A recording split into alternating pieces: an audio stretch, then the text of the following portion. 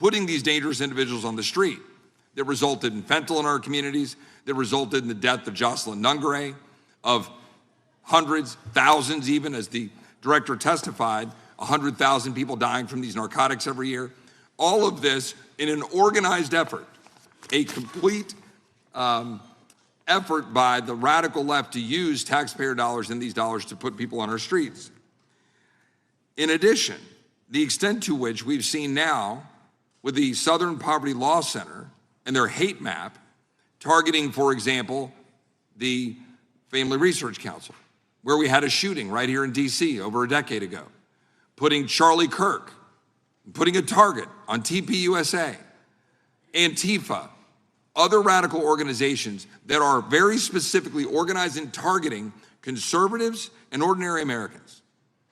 Well, how about the organized effort to infiltrate our schools and advance a transgender agenda and advance a radical agenda, perhaps one that we will see exposed further in the individual that actually shot Charlie Kirk.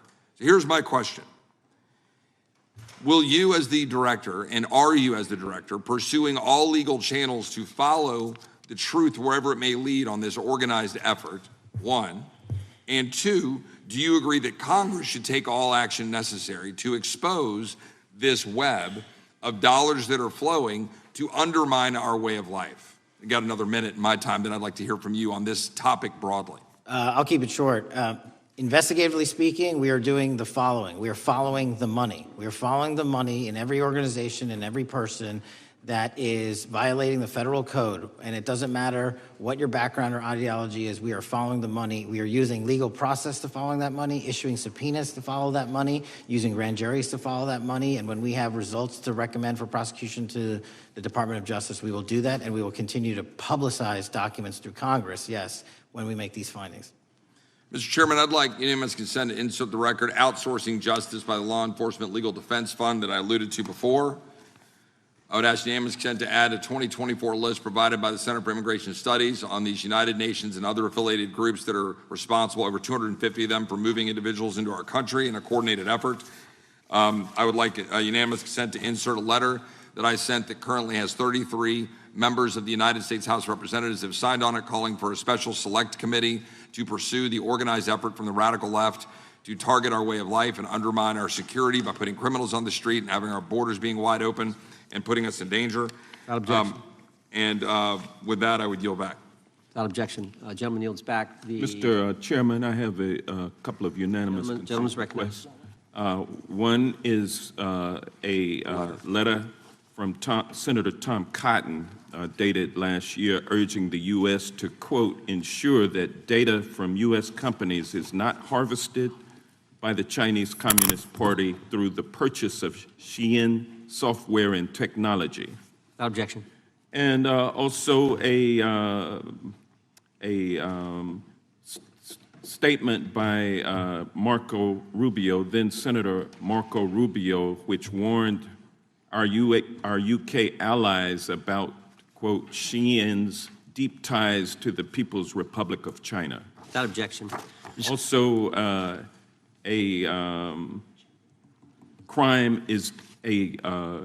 the record crime is down in 2025. Trump doesn't deserve credit, which demonstrates that the crime rates have been decreasing since 2023, which was published by the Vera Institute. Also, a unanimous consent request to enter into the record a NPR report from July of 2024. GOP vows to make America safe again. Statistics contradict their growing crime claims. Without objection. Also, a report out of the American Presidency Project dated January 17, 2025, record low crime during the Biden-Harris administration. Without objection. Also, Joe Biden is correct that violent crime is near a 50-year low, which was a PolitiFact publication of May 2024. And last but not least, a FBI releases 2024 reported crimes in the nation statistics. These are FBI statistics published on August 5th, 2025, which details decreases in murder, rape, aggravated assault, and robbery in 2024. Without objection. Gentleman from Kentucky is recognized for unanimous consent.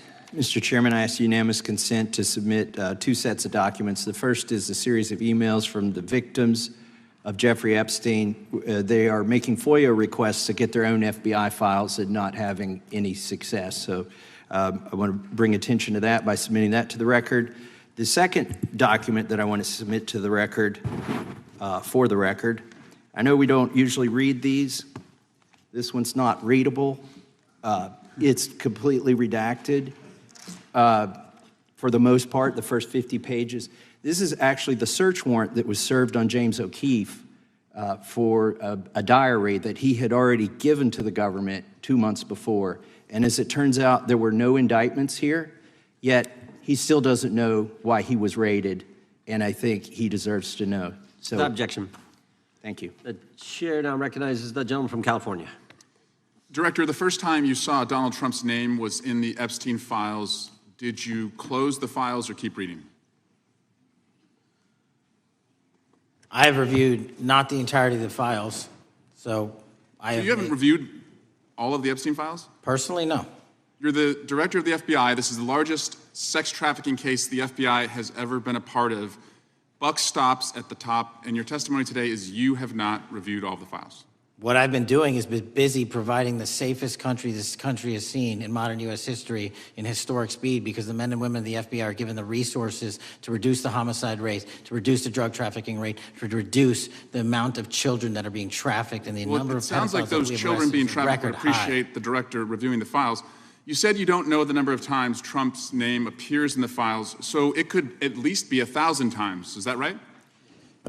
The number is a total misleading factor. We have not released number at least anyone's be 1,000 name times? that we have not released anyone's Could it name in the at least Epstein be files 1,000 that times? has not been credible. Director, And could it at we have least be 1,000 released times? every piece of legally permissible information. Okay, you can so- characterize the numbers however you want it. Reclaiming my time, Director. It sounds like if you don't know the number, it could at least be 1,000 times. Which It's not. leads me- It's not. Is it at least 500 times? No. Is it at least 100 times? No. Then what's the number? I don't know the number, but it's not that. Do you think it might be your job to know the number? My job is to provide for the safety and security of this country. My job is not to engage in political And that innuendo includes protecting so you can sexual go out to the assault victims. sticks and get your 20-second hit in your fundraising reclaiming my article. time, But Director. keep going, reclaiming your time, because the Director, people of California If are being Trump- if the underserved by president- your If the representation. president is not implicated, why not release everything that involves him? We have released everything, the president and anyone else's side, that is credible and lawfully be able to be released. Your fixation on this matter and baseless accusations that I'm hiding also child Mr. Massey's pedophiles is disgusting. interest. Anyone that says that needs to look at the stats alone. And go back to the state of California, who's receiving the biggest surge in So, FBI resources through Director- my redeployment, because the cities of Los Angeles, San Diego, and San Reclaiming Francisco my time, need it. Director. Remembering your oath to tell the truth, did you ever tell Donald Trump his name is in the files? I have never spoken to President Trump about the Epstein files. Did you ever tell the Attorney General that Donald Trump's name is in the Epstein files? The Attorney General and I have had numerous discussions about the entirety of the Epstein files and the reviews conducted by our team. Did you tell the Attorney General that Donald Trump's name is in the Epstein files? And we have released where President Trump's name is in It's the a simple attorney's question. file. Did you tell the Attorney General that the President's name is in the Epstein files? During many conversations that the Attorney General and I have had on the matter of Epstein, we have reviewed The question is painstakingly simple. who Did you can tell be- the Attorney General that Donald Trump's name is in the Epstein files? Yes or no? Why don't you try spelling it out if Yes you're or going to mock no, me? Director? Use the alphabet. Yes or no? No? A, B, C, Director, D, E, F? it Don't sounds wanna like do you it? don't want to tell us. Did you tell the Attorney General that Donald Trump's name was in the Epstein files? Why don't you try serving your Director, constituency did by you tell the focusing on Attorney reducing General violent that Donald crime in this Trump's name- country and the number of pedophiles that are Director, illegally reclaiming my harbored in time, your Director. sanctuary cities in Director, California? reclaiming I'll my work with time. you on that. Do Regular you wanna order, Mr. work with us Chairman. on that? Director, Time reclaiming my belongs to the time. gentleman from California. Did you tell the Attorney General that Donald Trump's name is in the Epstein files? Yes or Question no? has been asked and answered. You've not answered it, and we will take your evasiveness as a consciousness of guilt. Director, did Donald Trump ever say to you, just find and release the entire truth? Don't worry if I'm in it. The instructions from the administration were to release all credible information, and we have done that. Did Donald Trump ever provide information about Jeffrey Epstein as an informant? Donald Trump has not been, and I can only speak for the FBI, an informant of the FBI. So, Director, you've played this cute shell game where you say you can't release everything because the court has said that it legally is not allowed to be released, but the court calls bullshit. Judge Richard Berman said that when you went to the court, quote, information contained in the Epstein grand jury transcripts pales in comparison to Epstein investigation information and materials in the hands of the Department of Justice. So let's move on, Director. You wrote a book called Government Gangsters. You identified 20 individuals in that book. You put me on that list at the top of the list. Thank you. My children find it flattering. 20 of those individuals have been investigated or have had adverse actions. Director, considering that you have identified these people as, quote, government gangsters, will you recuse yourself from making any investigation decisions about these individuals? Anyone that has been terminated at the FBI has been done so the because question they failed again. to meet the muster in Director, their constitutional I will obligation. work on the audio-visual capabilities. I'm of going to the rooms. I borrow don't your think you can hear me. terminology and call I'm reclaiming bullshit my on your time. entire career in I'm Congress. reclaiming my It time, has been Director. a disgrace to the American Director, people. I'm reclaiming my You time. can reclaim your Will you time all you recuse want. yourself? Mr. Chairman, you're going to allow a witness to speak this way? Mr. Chairman, would you give... Recuse yourself, The gentleman has no time to Mr. Chairman, would you recuse. admonish the point of- witness not to insult members? The gentleman has no time. Mr. Chairman, The just committee will remember. quick point of order. Could the gentleman be extended an additional 20 seconds to complete his thoughts since the witness decided to interrupt him And continuously? then the witness will be able to respond if he wants. We'll make sure Thank he has you. time to do that. My question Gentleman, is, continue. will you, Director, recuse yourself, yes or no, from investigating or making decisions about the 60 individuals, including myself, that you identified as government gangsters? Yes or no? Time of the gentleman has expired. The No. witness may respond if he would like. And the answer was no, as I heard. Correct. Okay. The gentleman from Wisconsin, the gentleman yields back. The gentleman from Wisconsin is recognized for 5 minutes. Thank you, Chairman. Thank you, Director Patel, for being here today. I wanted to talk a little bit about the assassination of Charlie Kirk and the FBI's subsequent investigation. I know it's really sensitive, and you can make the call as to whether or not, obviously, it's something that you can respond to, but I think it's still fresh on many people's minds. I want to congratulate you and Utah law enforcement for the work you did in identifying the suspect and apprehending him. According to public reports, and I think this is what maybe it's, I still have questions about, and maybe the public does. According to public reports, the alleged shooter arrives on the Utah Valley University campus nearly 4 hours before the shooting. Was that your understanding? Is that kind of... I'll let the public reports reflect themselves. I don't have the exact timeline. Okay, so we don't have any idea kind of his prep or how he set up or how he utilized that time when he first showed up on campus? All of those are being currently investigated through our cell phone analysis and through our witness interviews, and the state of Utah has now announced charges seeking the death penalty against his suspects, so we're a little limited in what we can continue to say. Sure, I understand. And the suspect, like you referred to, is then captured on security footage jumping off the roof of the alleged shooting location, the Losey Center. Do we have any idea how the suspect got up on the roof in the first place? I think for members of Congress, especially after Butler in Pennsylvania, it's just unimaginable that there could be some type of security breakdown prior to an event of that size where somebody could access a rooftop. So not commenting on the case, but having gone to the crime scene and walked the steps that we believe were taken, the roof was actually readily accessible through an exterior stairwell, so anyone could have gotten on it. Okay. The suspect flees on foot to kind of this wooded area where he drops the rifle, wraps it in a towel, and then proceeds to his staged vehicle and basically drives home. So do we have any idea what the towel was about? Was it used later to identify a place where the firearm was left, or do we... What we can tell you is the towel, there was a screwdriver found on the rooftop, which DNA was collected off of, and the towel was found wrapped around the firearm in question in a wooded area next to the campus. All have been processed for DNA. And then, according to the suspect's roommate, there were allegedly messages in instant messaging platforms, specifically Discord, suggesting the towel may have been used to identify that weapon's location. So the public reports have suggested that the shooter acted alone. Do we still believe that that's true? Do we have any idea as to whether or not those Discord messages led us to believe that the shooter may have had help in any way or assistance? I can only speak to the FBI's investigation, and our investigation is ongoing, and we are interviewing any of those individuals involved in that chat and other individuals in the area. Very good. And so my suggestion, if there are accomplices, I'm sure this is something that the FBI is going to continue to investigate fully and thoroughly into the future. Yes, sir. The reason I ask that is because I don't know that that was necessarily the case with Butler, Pennsylvania. So thank you so much for your persistence kind of in this matter. There's still a lot of public questions that need to be asked.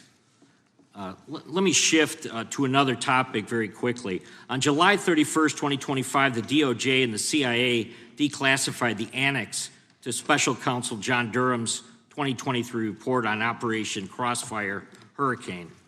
The 29-page Durham Annex contains previously classified information about, among other things, the investigative referral of the Clinton campaign plan.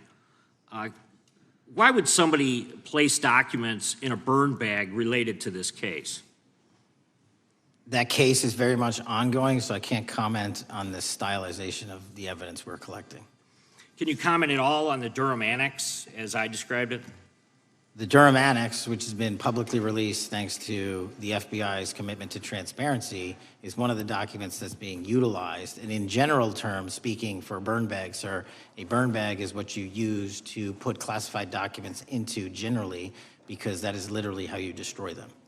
So it appears that efforts were made by the Clinton campaign to reach out to the FBI agents or the Clinton sympathizers in the intelligence community in order to lead more credibility to the Clinton campaign plan. Do you think that's an accurate characterization? Again, I'm not going to characterize that material because it's part of an ongoing investigation. Thanks for being here today. I yield back. Gentleman yields back. Gentleman from California is recognized. Thank you, Director Patel, for being here today. The FBI searched Jeffrey Epstein's Manhattan residence, correct? I believe that happened in 2018. I think there was 2 locations, sir. It's 2019, and in that residence, the FBI found a safe, correct? I don't have the catalog of evidence in front of me. In that residence, the FBI found a safe, correct? I'll accept your representation. Okay. And in that safe, the FBI found topless and lewd photographs of girls, correct? Again, sir, I'll accept your representation. I don't know. Thank you. It was all over the media at the time. There's a New York Times article that says Jeffrey Epstein is indicted on sex charges as discovery of nude photos is disclosed, dated July 8th, 2019. And the Times reports a trove of lewd photographs of girls was discovered in a safe inside financier Jeffrey Epstein's Manhattan mansion. Author Michael Wolff has conducted numerous interviews of Jeffrey Epstein. I'm going to play for you a video clip of what Michael Wolff said Epstein told him was in the safe, and what he showed the author was in this safe. So let's please play that clip now. Elected. I was sitting talking to Epstein, and he said, "Wait a minute, I got to show you something." And then he went into his safe, and he came out with photographs. They were Polaroids, I think, and he kind of spread them out like playing cards, and it was Trump. I mean, I think there were a dozen of them, and it was Trump with girls of an uncertain age at Epstein's Palm Beach house, where all of the things that he would ultimately be accused of took place. And I remember very vividly 3 of them. There are 2 in which Trump is, the girls, topless girls, are sitting on Trump's lap.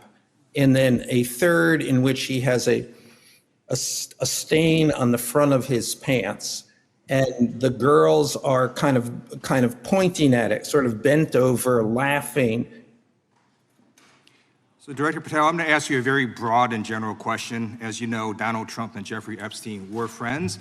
there are, of course, photos showing Donald Trump together with Epstein, correct? I don't have the entirety of the photographs, but I think they've been photographed in public together. All right.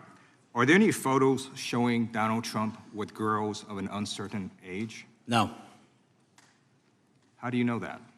because that information would have been brought to light by multiple administrations and FBI investigators over the course of the last 20 years. Well, you know what? That's just not true, because no one knew about the creepy birthday message that Donald Trump wrote to Jeffrey Epstein until the Wall Street Journal disclosed it, and then all of a sudden, the Epstein estate provides it to Congress. Well, So certainly, you weren't there at the search. You don't know what Epstein may or may not have done with those photographs even prior to the search. Maybe someone has it. Maybe the Epstein estate has it. You raise a great point. So I'm going to ask you, have you asked to talk to Michael Wolff? You raise a great point. I haven't personally asked to talk to Has the Michael FBI Wolff, asked? but you the to Michael Wolff? FBI, I'll get back to you if the FBI specifically So Michael Wolff asked has ever. about 100 hours of testimony of Jeffrey Epstein. Wouldn't it be good for the FBI to interview Michael Wolff? I'm not saying they haven't, I just don't know. Has FBI subpoenaed the tapes that Michael Wolff has conducted of Jeffrey Epstein? I don't know. All right, so if you could provide us an answer, that would be terrific. Well, let me ask you this question then. Have you looked at all the photos in Epstein files? I have looked at all the information that the investigators who investigated this case have provided to run out credible leads. And in the Epstein files, was there that creepy birthday message that Donald Trump had written to Epstein? No, that's what I was trying to tell you. You raise a great point. The estate of Jeffrey Epstein has a voluminous amount of information that they have not released before. Okay, so that's great. So wouldn't it be great if FBI subpoenaed the estate of Jeffrey Epstein for all that information? The estate is under no obligation to provide that material, even pursuant to a subpoena. That's a great point. Yeah, that's just false. Okay. That's just false. You're the frickin' FBI. You can subpoena the information from the estate, and you better do that. I'd like to move literally on. not how it works. I'm going to move on now and talk about Epstein's client list. You confirmed that exists. Attorney General Pam Bondi confirmed earlier this year that it exists. So I just want to ask you a simple question. Is Prince Andrew on Epstein's client list? The material related to Prince Andrew has been made public. Is Prince Andrew on the client list? We have released the index of names All right, that were in Jeffrey Epstein's. Is Donald Trump on Epstein's client list? The index has been released, and the index will speak for So I'm itself. just going to say, America is a huge red flag. The FBI director could not answer Gentlemen. whether Donald Trump was on Epstein's Gentleman's time client has list. expired. I Chair yield now back. recognizes the gentleman from Virginia. Thank you, Mr. Chairman. I want to thank the director for being here and for his work over the last several months, removing the taint of partisanship that has infected the intelligence community over the past several years under the last administration, under the last several directors, standing up for law enforcement, standing up for the brave men and women who work in your agency.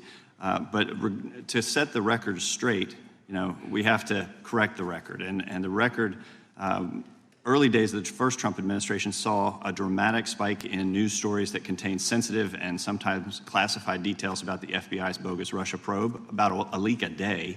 It's unacceptable that senior FBI officials coordinated to leak classified information to try and harm President Trump. Documents produced to the committee in August of this year revealed that the FBI interviewed a former Intelligence Committee staffer who gave details on a systematic process through which leaks of classified information were affected by then Chairman, now Senator Adam Schiff. Were these findings escalated within the Bureau's chain of command, and if so, to what level? Sorry, were the findings escalated? Were these findings that were given to us escalated within the Bureau's chain of command, and if so, what level? Did you receive this information? That entire matter is currently under investigation by the people at the FBI that handle leaks of classified information. All right, it's good to know that there is an ongoing investigation. Can you tell me whether these leaks to the media compromised any ongoing FBI investigations during the Trump-Russia probe? I can tell you, generally speaking, the leaks of classified information are detrimental to any work the FBI is doing.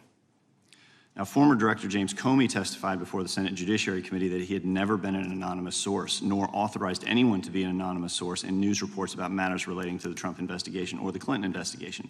Was Comey's testimony true? In reference to Director Comey, I'm very limited in what I can say, because of what the current status of those matters are with the FBI and the Department of Justice. When I am able to make those public, I will. Can you tell me if there's an ongoing investigation there? Again, without identifying any individuals related to the information you're generally speaking about, there is an ongoing matter that has been under review by the Department and the FBI for some time. Because we know that the documents that we received last month revealed that former Director Comey used Columbia University law professor as a conduit to leak stories to the media that contained classified information. Let me move on to the way that the FISA process was weaponized by past directors.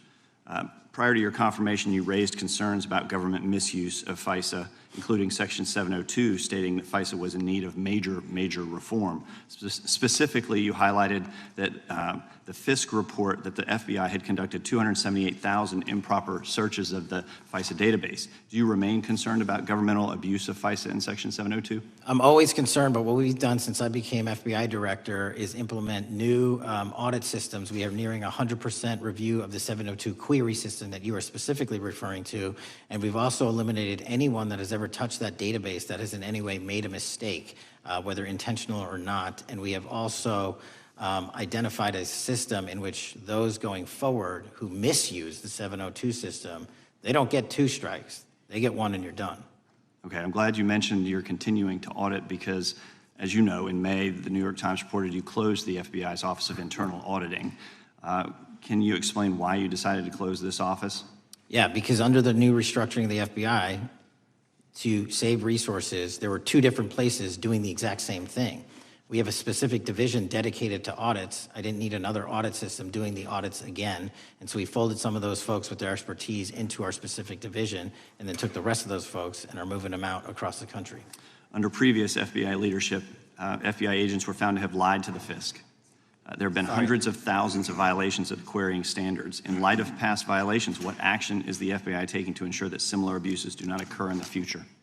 Exactly what I've outlined. You cannot have access to the 702 query system if you improperly queried that system at all at any time in your career. Okay, at a Senate hearing 2 years ago, your predecessor, Director Wray, testified FBI had previously purchased U.S. phone geolocation data for a specific national security pilot project and further stated that the project had not been active for some time and that the FBI relies on court-authorized process to obtain location data from companies. Does the FBI purchase location data or any other data of Americans from data brokers? I don't believe so, but I'll get back to you. Thank you, that'd be important. I appreciate that. I yield back. Gentleman yields back. Gentleman from Washington's recognized. Thank you, Mr. Chairman. Mr. Patel, before you joined the FBI, you had very strong opinions about what the FBI was hiding regarding Jeffrey Epstein. In a September 2023 interview with Glenn Beck, you said the Black Book is under the, quote, direct control of the director of the FBI. In December 2023, you said, let us know who the pedophiles are. Even for a short time after becoming FBI director, in February of 2025, you tweeted, quote, there will be no cover-ups, no missing documents, no stone left unturned. In June, you told Joe Rogan, quote, we've reviewed all the information, we're gonna give you every single thing we have and can. But then suddenly in July, everything changed. You and Attorney General Pam Bondi released one video and said that there was nothing more to see. Your July memo says you uncovered more than 300 gigabytes of data and physical evidence, but that you had decided no further disclosure would be appropriate or warranted. That is a quote. I think what happened, Mr. Patel, is that suddenly you discovered that Donald Trump's name was all over these files, and you started a giant cover-up. So you are under oath, Mr. Patel. You just testified to Mr. Swalwell that you did not speak to the president about the Epstein files. To your knowledge, did Attorney General Pam Bondi speak to the president about what was in the Epstein files? I can't speak for Attorney General Pam Bondi. So to your knowledge, you don't have any information. The question was, do you have any knowledge? Do you have any knowledge? I can't speak. You are refusing to answer the question, so let me tell you that the Wall Street Journal reported that in May, Bondi told Trump that he was in the Epstein files, and at the same meeting said that the DOJ did not plan to release the files. Yesterday, you testified to Senator Kennedy that there was, quote, no credible information that Epstein trafficked girls to anyone else, and that you have, quote, continuously and publicly asked the public to come forward with more information and we'll look into it. Today, in response to Mr. Massey's question, you appear to say that the survivors were not credible. These are survivors. That's not at all what I said. Okay, great. I'm going to ask you this in a second, but let me tell you about then the don't lie about survivors, me. and let's bring them up here into the room. These are women who came to the Hill and testified that they were groomed and raped at the age of 14 and 16 years old, and they called to meet with the president and to meet with the FBI and to have people investigate their claims. Some of them have never testified before. If you are so interested in getting the public to submit any information, why have you not met with them? You said you haven't met with them. Have you met with them? I'll give you one more chance. My job as the FBI director is to Is the invite all answer yes or investigative no leads. to whether or not you met with these women who were sexually abused and raped?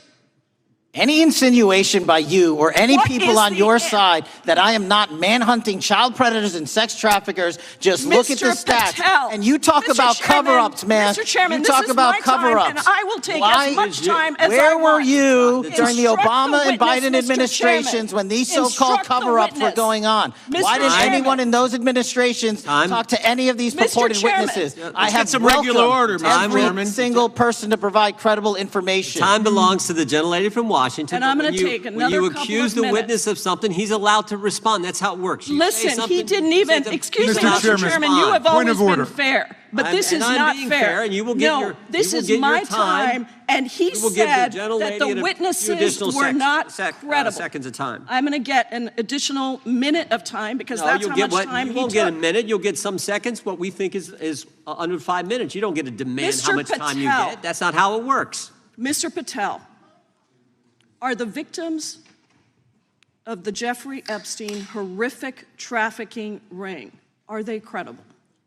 Any person with information about ongoing I sexual didn't. trafficking. I'm asking you if they're credible. Ma'am, I'm Are they commenting on the credible? evidence we have. But And we have routinely asked for people to come forward with more evidence, and we will look at Mr. it. And the evidence that we have was the same evidence that the Mr. Biden and Patel, Obama Justice Departments Mr. had. Patel, And they this is determined, new. not me, they determined Mr. that Chairman, information was not Mr. credible. Chairman, he's not letting me even ask my questions. You This is ask the ridiculous. questions, he gives an answer. You may not like what he says, No, but that I'm doesn't mean you get to asking- he's not interrupt answering him. my question. Mr. Chairman, have could we an- restore the gentlelady 45 seconds so she We can will complete give her her question? additional 30 seconds, which is what I said I'm earlier. going to keep taking my time because you'll take here's the time thing. that you get. You get are 30 not seconds. answering the question.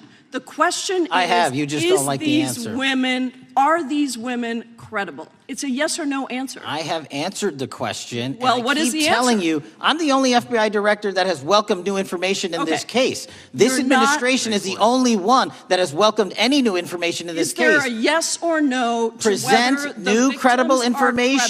credible? Present new Are information. the victims credible The victims- or not? I'll tell you what happened in the last Trump Are they administration. credible or not? You can't Victims even say. credibly came forward, and you know what happened? President Trump authorized the indictments of President Jeffrey Trump Epstein, called not them Biden, a hoax. not Obama, President Trump no one called else. the entire thing a Democratic hoax. So I would like to ask The you gentlelady's if time has you expired. will I gave her meet- the additional if 45 you- seconds she if you requested. will The meet- gentlelady yields back. The gentleman from Mr. New Chairman, Jersey is I would like recognized to for his ask if 5 you would minutes. meet with the women who were sexually time does not abused belong- and raped and groomed time does at not the belong ages to the of gentlelady from 14 Washington. and The time now 16 belongs- years old. Are the you time- going to cover up? No, I'm Are not you gonna- going to I'm continue gonna to recognize cover the up gentleman for from the New Jersey rich for and his 5 minutes. powerful men, including those that might be on this committee? I can yell Or too, are Mr. you Chairman, going but I don't want to to yell allow above them this. to The time testify? belongs to the gentleman from New Jersey. I Are you appreciate the going to allow gentlelady them to yielding testify, back. Mr. Patel? Go ahead. Will Mr. you Angelo. allow them to testify to you, Mr. Patel? Mr. Patel, thank you for being here. I know it's been an interesting and difficult 2 days. And I wasn't going to talk about the Epstein thing because there's a lot of other issues that affect the FBI, but I have to say a few words. I've sat here, I've listened to this, I've watched it, and my Democratic colleagues are so concerned now, Mr. Patel, all of a sudden. Where were they last year? Where were they the year before? Where were they the year before that? Where was the last president in any of this? All I know, the only thing I see is a single letter from the ranking member that was sent in 2019 that he didn't like the plea deal, and some people signed on to that. Most of the truth, the real truth, let's be honest, let's be intellectually honest. The real truth is we didn't hear from them at all, anybody of them. Hardly any of them ever mentioned it. Some of them didn't mention it at all until the beginning of this year. Earlier in the year it started. Not one Democrat asked Director Wray. We all remember Director Wray was here. Not once, not twice, multiple times. Nobody asked Director Wray about Epstein before this committee. Nobody was that concerned. Where was the concern for the victims then? Where was the moral righteousness then? Where was the outrage then? Where was the sense of duty then? Where was the desire for accountability then? Where was the urgency for justice then? Most of all, where the hell was the integrity then? You know what the truth is. Let's just say it, man. Tell the truth time. The truth is, it's politically useful for them to try to do this now, even though they didn't give a damn about it in the past. And you know what? That's an insult to the victims, and that's an insult to America. Continue to do the work you're doing. Continue to uncover what needs to be uncovered. One real quick thing before I say anything to 9/11. We know that was mishandled by the past director and by the past FBIs. There are family members here. There are family members who are concerned. God Almighty, we want to get to the truth of that. I ask you, please, to meet with them, to talk to them, and to investigate this with truth. In the Biden administration, we went through a very dark and difficult period of time. The FBI trust was broken with the people. Catholics this is the stuff we've been talking about, were labeled radical threats for praying in their churches with their rosaries. Parents at school boards were called terrorists for standing up for their children. Hindu holy men in New Jersey. We have the largest Hindu temple in the world. They were attacked. They were put up against the wall with guns to their heads. So it isn't just a Catholic or Christian thing. American Jews were targeted in colleges and universities, and a lot of folks in the FBI, in the past FBI, not this one, didn't give a damn. We can't go back to targeting religion. We can't go back to silencing free speech. The Biden administration did that. So I got questions for you. Hopefully thoughtful questions that you can answer for us in a thoughtful way. How is this FBI now, under your leadership, how are we restoring trust for Catholics, for Hindus, for Jews, for parents, for all the other, for just American people that were targeted by FISA because they had a different viewpoint? How are we restoring that trust in the FBI? Multiple ways, sir. One, and maybe most importantly, is through transparency and providing the American public with the material so they can read it themselves as to what the abuses were in the past, whether it relates to the Catholic memo or the Hindu incident you talked about at the largest temple in North America. Any institution of faith and any member of faith will not be investigated by this FBI because they are men and women of faith ever, period. And nor should they. Nor should they. I don't mean to interrupt you, but my God, of all the amendments to the freedom of speech, freedom to believe in what you want to believe in, I know you're standing up for that. Continue. I'm sorry. No, that's it. Sorry. Okay. The Richmond memo was driven by a reliance on sources. The Southern Poverty Law Center, the words sound nice, but the organization's not so nice. And we've seen the Anti-Defamation League distort data that counts as violence.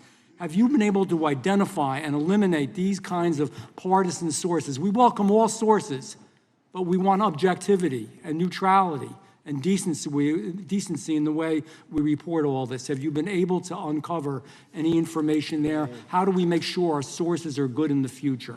We have reviewed the source processes that infiltrate any institutions of faith, and they will no longer be going into institutions of faith.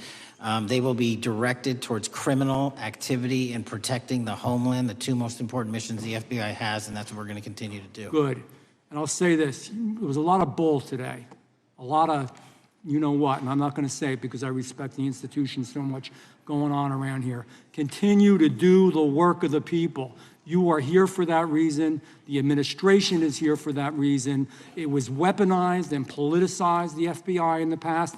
I hope to God we never, ever see that again. One of the darkest parts of American history. Thank you, Mr. Patel. I yield back. Mr. Chairman, I have a unanimous consent Gentleman request. yields back. The gentleman from New York is recognized for UC. I would like to introduce a CNN article that explains how an alleged top leader of the MS-13 gang was dismissed. His case was dismissed in Brooklyn so that he could be deported back to El Salvador, even though he was charged with murder. Without objection. Mr. Chairman, I have some unanimous The consent lady from requests. Washington is recognized. I ask unanimous consent to enter into the record an article titled "Justice Department Told Trump in May That His Name is Among Many in the Epstein Files." Without objection. I have another one that is a July 2025 article by the New York Times entitled "How a Frantic Scouring of the Epstein Files Consumed the Justice Department," stating that DOJ and FBI employees reviewing the Epstein files were instructed to flag any mentions of Trump and other celebrities. Without objection. And I have another unanimous consent request to enter into the record an August 2025 article by The Guardian entitled "Ghislaine Maxwell Hinted at Epstein's Ties to Trump Officials. Why Wasn't She Pressed for Names?" stating that Maxwell told Deputy U.S. Attorney Todd Blanche that some of the, quote, cast of characters around Epstein are in Trump's cabinet. Without objection. Chair now recognizes the gentlelady from Pennsylvania. Thank you, Mr. Chairman, and thank you, Mr. Patel, for coming before us to testify today.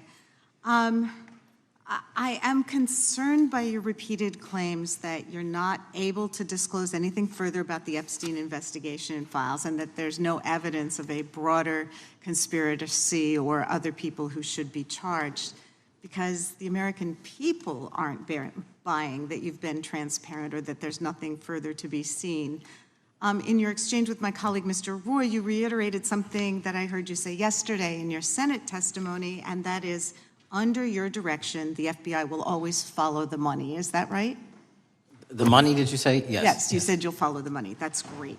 And just now you said you welcome the opportunity to investigate new evidence. So there has been significant recent reporting just in the last couple of weeks that after Jeffrey Epstein was arrested, 4 major banks flagged more than $1.5 billion in suspicious transactions connected to him that suggested a massive conspiracy related to his child sex trafficking activities.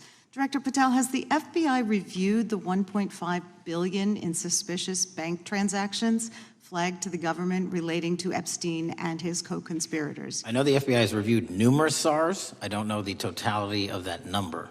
Okay, can you provide us with that number? I'll get back to you. Okay.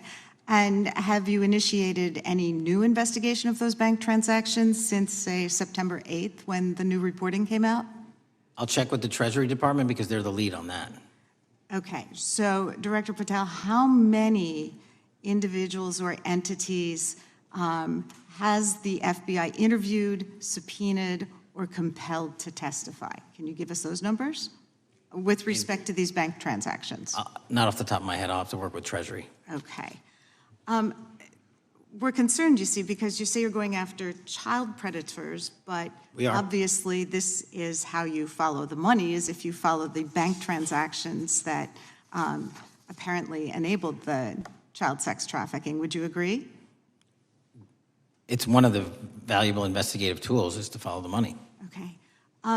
Have Jeffrey Epstein's victims have asked us to ask you whether or not you've investigated Epstein's lawyers, the lawyers who facilitated those payments.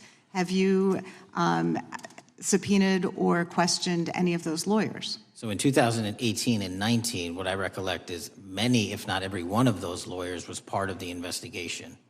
But you weren't there at that time, right? I wasn't there. Okay. So can you get us the names and the numbers of who was investigated then with respect to those lawyers? As long as I'm allowed to release it, absolutely. Okay. Well, if we provide you with subpoenas, I assume you can release it. Is that right? We have a current subpoena and we're working with Congress to provide it. Okay. You've said that the Acosta investigation had an original sin. What do you mean by that?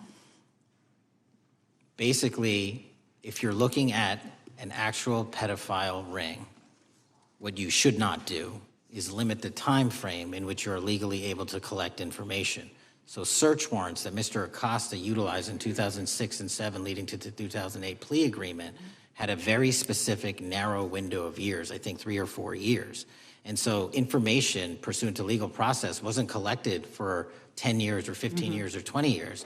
It also, subpoenas were not sent out to hundreds of witnesses at the time, hundreds of victims at the time. None of that was done. None of these people were put in grand juries. And so the totality of information from the jump, instead of being this big, was like this. And that, in my opinion, is not how you run an investigation if you're trying to break a sex trafficking ring. So you're now in charge of the FBI. Why haven't you done that investigation? Great question, and here's the answer. Simply because I am not able to go back 20 years and collect information that the courts had decided was already subject to search warrants. They have said, this was in the investigation, there's a non-prosecution agreement out of that plea, and when the case was reopened, and this is where it comes into play, when the case was reopened in 2018 and 2019, the search warrants, again, were limited to the conduct of Jeffrey Epstein. Now, whether that's right or wrong, that's a different discussion, but I'm telling you that's the information we reviewed. I think that is a different discussion, and I think the discussion we'd like to have today is why you aren't following the money with respect to the broader conspiracy that it has been reported in the New York Times and elsewhere, and that if you really want to attack the issue, if you wanted to attack the issue, if you wanted to get to the bottom of it, if you wanted to disclose what really was involved in the Epstein files, the Epstein cover-up, that you would be taking very different actions than you are today. I do want to seek unanimous consent to enter into the record the New York Times September 8th, 2025 article, How J.P. Morgan Enabled the Crimes of Jeffrey Epstein. Without objection. And also an article dated July 17th, 2025, in the Epstein case, Follow the Money. Without objection. Okay, thank you. Gentlelady yields back. Mr. Chairman. Gentleman from Maryland is recognized. Thank you much. Pursuant to Clause 2K6 of Rule 11, I move that the committee subpoena the CEOs of 4 banks, J.P. Morgan, that's Jamie Dimon, Bank of New York Mellon, Robin Vince, Bank of America, Brian Moynihan, and Deutsche Bank, Christian Sowing, in order to get the suspicious transaction reports. These 4 banks have flagged to the government $1.5 billion in suspicious transactions related to the sex trafficking crimes and conspiracy of Epstein, Maxwell, and all of their collaborators. And as you know, Mr. Chairman, we got the SARS reports for Hunter Biden totaling around $20 million. And so these $1.5 billion in SARS reports we should get, especially since the director doesn't seem to be forthcoming. And I request that we do this immediately. I think the director's been very forthcoming. We will hold any motion to subpoena in abeyance until the conclusion of the hearing. The chair now recognizes the gentleman from Texas. Thank you, Mr. Chairman. Thank you, Director Patel, for being here. It is quite clear that certain members of this committee, they want their 15 seconds on TV, stamping and coming. Maybe it's for fundraising. Maybe they're struggling in their district. They need a little bump. But they turn a committee into a clown show, and that's what we're seeing. You're being unjustly attacked today. I watched the Senate hearings yesterday. You were attacked there. We know there's an agenda. There's always an agenda. It's the same characters with the same personalities, the same objective, and that is destroy the mega movement. You're being attacked, Director, is because you're effective. You highlighted what you've been doing in D.C. with the president in reducing violent crime. You're very effective. Another individual that was very effective with meaningful debate and dialogue was Charlie Kirk. And they killed him for it. Charlie Kirk was a man of faith. First and foremost, he loved his Lord Jesus. He loved his family.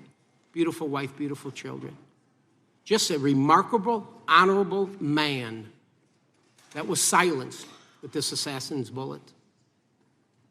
I would say if Charlie Kirk lived in the biblical times, he'd have been the 13th disciple. He'd have been the 13th disciple. We have a new committee, if you're not aware, a new select committee regarding January 6th. I'm honored to be on that committee. I'm looking forward to working with other members to expose truth, questioning federal agencies that were involved on January 6th, like the FBI, played a role, but we don't really know, Director, to what extent. We don't know. The January 6th sham committee was not formed by Nancy Pelosi to seek truth. It was nothing about getting to the truth about January 6th. Their sole mission was to damage Donald J. Trump and end his political career. And everybody knows it. That's what the purpose was. You know what's nice, so I kind of get to ask the question, though, how did that work out for you? Donald J. Trump is back in the White House, and America loves him. I spent 30 years in law enforcement, retired sheriff from a large county in the great state of Texas. I have seen, Director, I have seen more enthusiasm and support for law enforcement today because of what you and Donald Trump have done over the last 8 months to protect the American people. The American people couldn't count on their government to protect them. Crime is rampant. And now we have a president and an administration that puts the American people and their safety first. It's interesting, a few minutes ago, a classmate reached out to me and sent me I told him, I said, yes, we got Director Patel in front of our committee today. And Andy Kane wanted me to tell you, he said, quote, tell him we love him. Tell him we love him and all the brave warriors exposing the deep state. Kash, you're a great American, sir. You're a great American. Your work as the director of the FBI is commendable. It's commendable. And I want to thank you, sir. Thank you for your service. Keep up the good fight, brother. Don't let him tear you down. Keep up that good fight. You have it in you. With that, sir, I yield back. Gentleman, yield to me.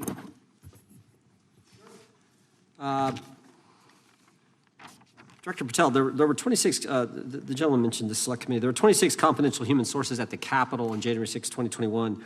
4 entered the Capitol and thereby broke the law. Do you know if those individuals were being paid by the Ray FBI?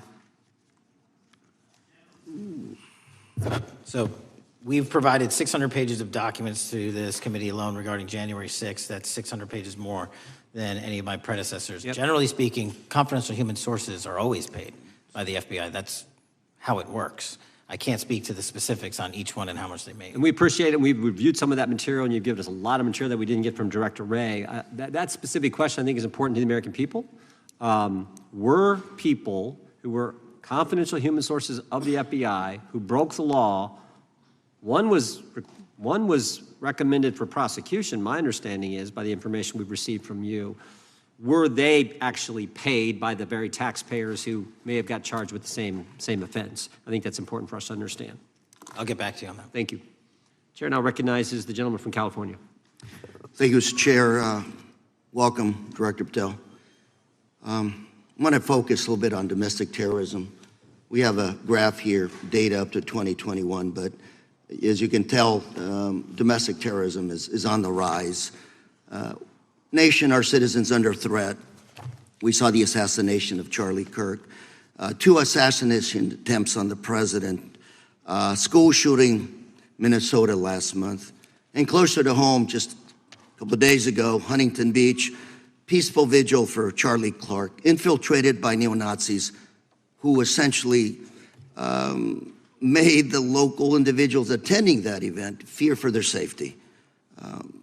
All of us know that a lot of these domestic attacks are by lone wolves, but yet they do leave clues, social media or elsewhere. Director Patel, you're it. You're the thin blue line. The FBI, your job to protect our citizens back home from those that would harm us. You have to find the needle in the haystack. Takes a lot of work, a lot of resources. Talking to my local sheriff this morning who said they're concerned. Federal cuts to local grants that help them do the job. Then, of course, let's not forget about other threats. There are coming before us, like high-tech fraud. Local senior recently was talking to me about a text she had gotten, a demand by the IRS to send a payment immediately, or the IRS agents were on their way to arrest this individual. Pretty gutsy stuff by folks probably from Europe, North Korea, Russia, China, people, okay, going after those precious savings our senior citizens rely on. Yet the president's proposing a budget cut of $500 million or more to your organization, the FBI. You've said that that'll essentially equate to about 1,300 less jobs at the FBI. So I'm going to ask you essentially, what is it that we can do to help you do your job? Little concerned. Friday Night Lights.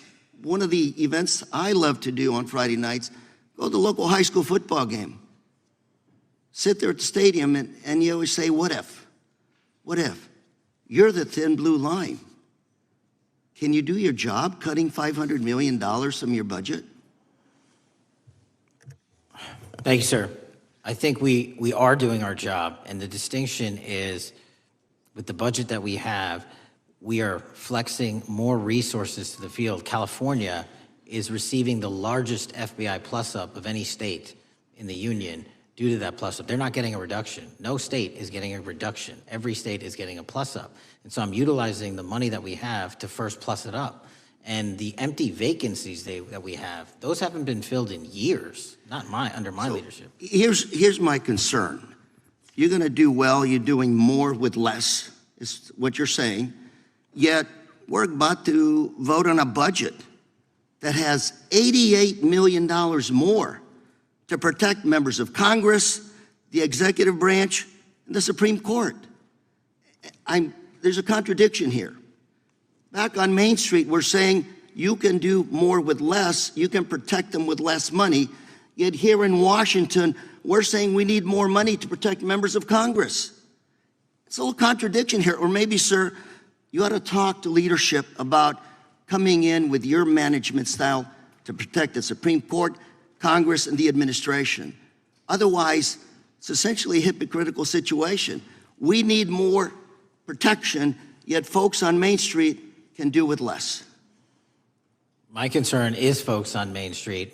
We also were, I think we received over $300 million in the big, beautiful bill, and we're also receiving pots of money from our interagency, so this sort of $500 million cut isn't entirely accurate. You're still getting cut $200 million plus. You're still moving your agents to do ICE work, so you are leaving a lot of bases uncovered. And I'm not going to be argumentative with you, Director Patel. I'm just saying, if that thin blue line does not hold, people on Main Street will pay the price. I agree with you, sir. And I just look forward to working with you because I am very concerned that these kinds of budget cuts are short-sighted, especially when my local sheriff calls me and says, we need more support, and we're looking at budget cuts. I'll work with you, sir. Thank you, Mr. Chair. I yield time. Mr. Chairman, I have another unanimous consent request. The gentleman yields back. The gentleman from New York is recognized for unanimous consent. I seek to introduce a December 2024 OIG report from the Department of Justice, which confirms the conclusion of the Bill Barr Justice Department that the so-called whistleblower, a disgruntled former employee of the Intelligence Committee, was not a credible witness and there were no further actions taken. Without objection. Mr. Chair, I'd like to submit some items for the record. You bet. Gentleman from California. First one, Trump's deportation diverts FBI agents off child predator cases. Second one, FBI director backtracks on administration's proposed budget cuts. And number three, Trump administration says 70% of ICE detainees do not have criminal convictions. Without objection. Gentleman from Texas is recognized. Thank you. Director, earlier this year, the committee learned of new documents tied to the Crossfire Hurricane investigation and the Russia collusion hoax against President Trump. Your efforts in declassifying key documents tied to this investigation allowed the committee to acquire thousands of pages that it did not have previously. Did any of your predecessors make any effort to declassify these documents? Not to the extent we have. Did any of your predecessors share or leak any details that were classified at the time? There are ongoing leak investigations across the board at the Bureau related to this. I believe one of those is Mr. Comey, and I thank you for continuing that investigation. Among the declassified documents are the Durham Report Annex, the Crossfire Binder, and the Nellie Orr Criminal Referral. Could you summarize for those watching what we know about the Russia collusion hoax so far?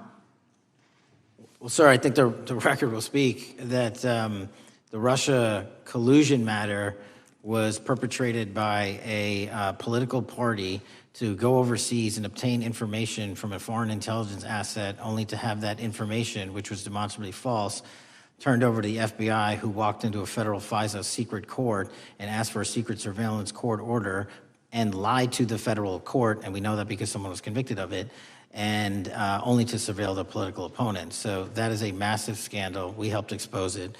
And in terms of the pages of productions, I provided 1,400 pages of production related to Crossfire Hurricane, and my predecessors have provided 0. I appreciate that, and I appreciate your courage and commitment to declassifying these important documents for our review, and hope that you'll continue with this commitment. Can we expect to see more declassification efforts regarding the Crossfire Hurricane and Russia collusion hoax? Yes. Thank you. I yield the remaining balance of my time to Chairman Jordan. Oh, I thank the gentleman for yielding. And Director, that's when it all started, right? The whole Russia, that's when it all began. And then it was Mueller, then it was impeachment, then it was Jack Smith and Fonnie Willis and Alvin Bragg and you name it. But it all started then. And that's why I think the gentleman from Texas wants to make sure we get all the information there. And I want to go back to when it was changed. We talked about this earlier. I just want to read to you what the CIA officer said to the House Permanent Select Committee on Intelligence, quote, Brennan refused to remove the dossier, and when confronted with the dossier's main flaws, he responded, yes, but doesn't it ring true? So that's what he initially said. And then when he was talking to this committee, he said the CIA was very much opposed to having any reference or inclusion of the Steele dossier in the intelligence community assessment. So on one hand, you got a witness who was there who said he refused to remove it even though he knew it was garbage. And then he's, on the other hand, telling the committee, no, we didn't want anything to do with it. It shouldn't have been a part of the intelligence community assessment, which we know it was. You know it was. You found that. Those are two entirely different stories. I think Mr. Brennan has some explaining to do, frankly, what happened there. And I think you said earlier that this whole thing, and I think you said to Mr. Gooden, this whole thing is being looked at as part of this grand conspiracy to undermine the president, whether it's Comey, Brennan, Clapper, former head of the Intelligence Committee, now senator from, whoever it is, that's all being looked at. Is that accurate? Yes, sir. Well, we appreciate that. And part of what's also being looked at, and I think the gentleman from Wisconsin brought this up earlier, what is a burn bag for, by the way? Generally speaking, the intelligence community obviously utilizes and possesses classified documents, but drafts of those classified documents and even ultimate finished products of those classified documents have to be recorded and or discarded. And if they are discarded, the only way we do that, the hard copies, is we literally put them in burn bags that are identified specifically for that purpose, and there is a very exact courier system in which those burn bags are obtained and the material inside is destroyed. So it's to get rid of the material, right? Yes, sir. And it looks like the annex that Mr. Durham in his investigation had was put into a burn bag by your predecessor, I assume, to be destroyed. Is that accurate? Without getting into the stylization of the evidence, anything that's put in a burn bag is for purposes of destruction. Do you find that interesting that the Durham annex was placed in a burn bag, that you would discover that when you took over as the head of the FBI? We found a lot of information in a lot of burn bags. Well, we appreciate you finding that. We'd like to know a little bit more about that, and we look forward to that information coming forward. And I appreciate the gentleman yielding. With that, we now recognize the gentleman from Colorado. Thank you, Mr. Chairman, for holding this hearing. Thank you, Director Patel, for being here today. I have a couple of questions regarding a terrible shooting that occurred in Colorado, a state, as you may know, that I represent.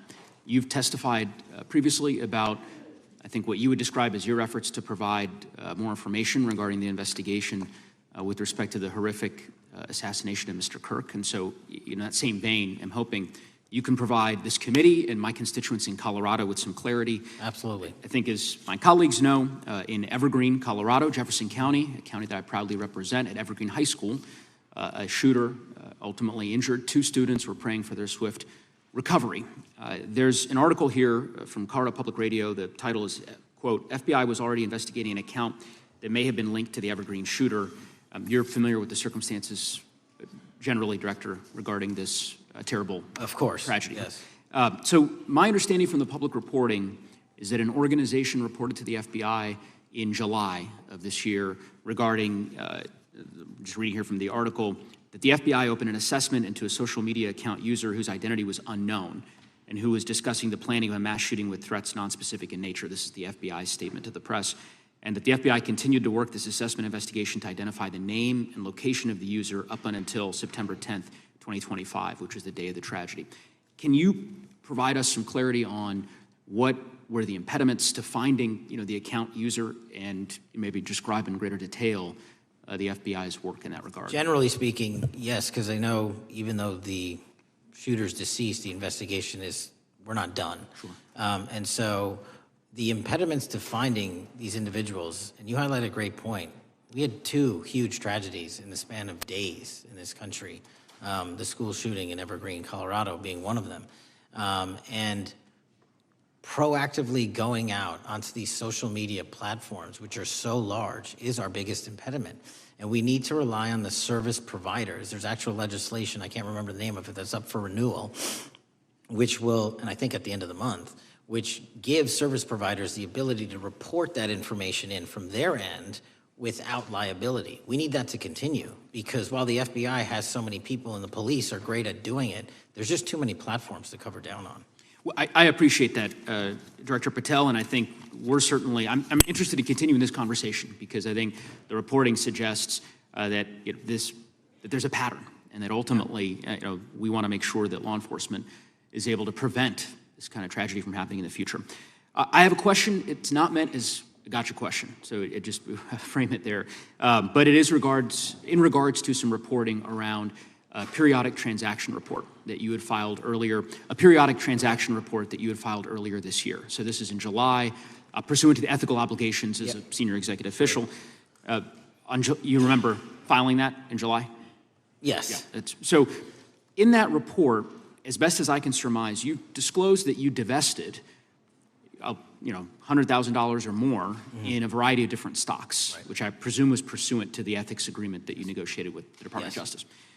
In that same report, there's a disclosure regarding purchases of 2 different transactions. So between $15,000 to $50,000 in a national coffee house chain, and between $50,000 to $100,000 in a semiconductor company on May 9th and May 12th.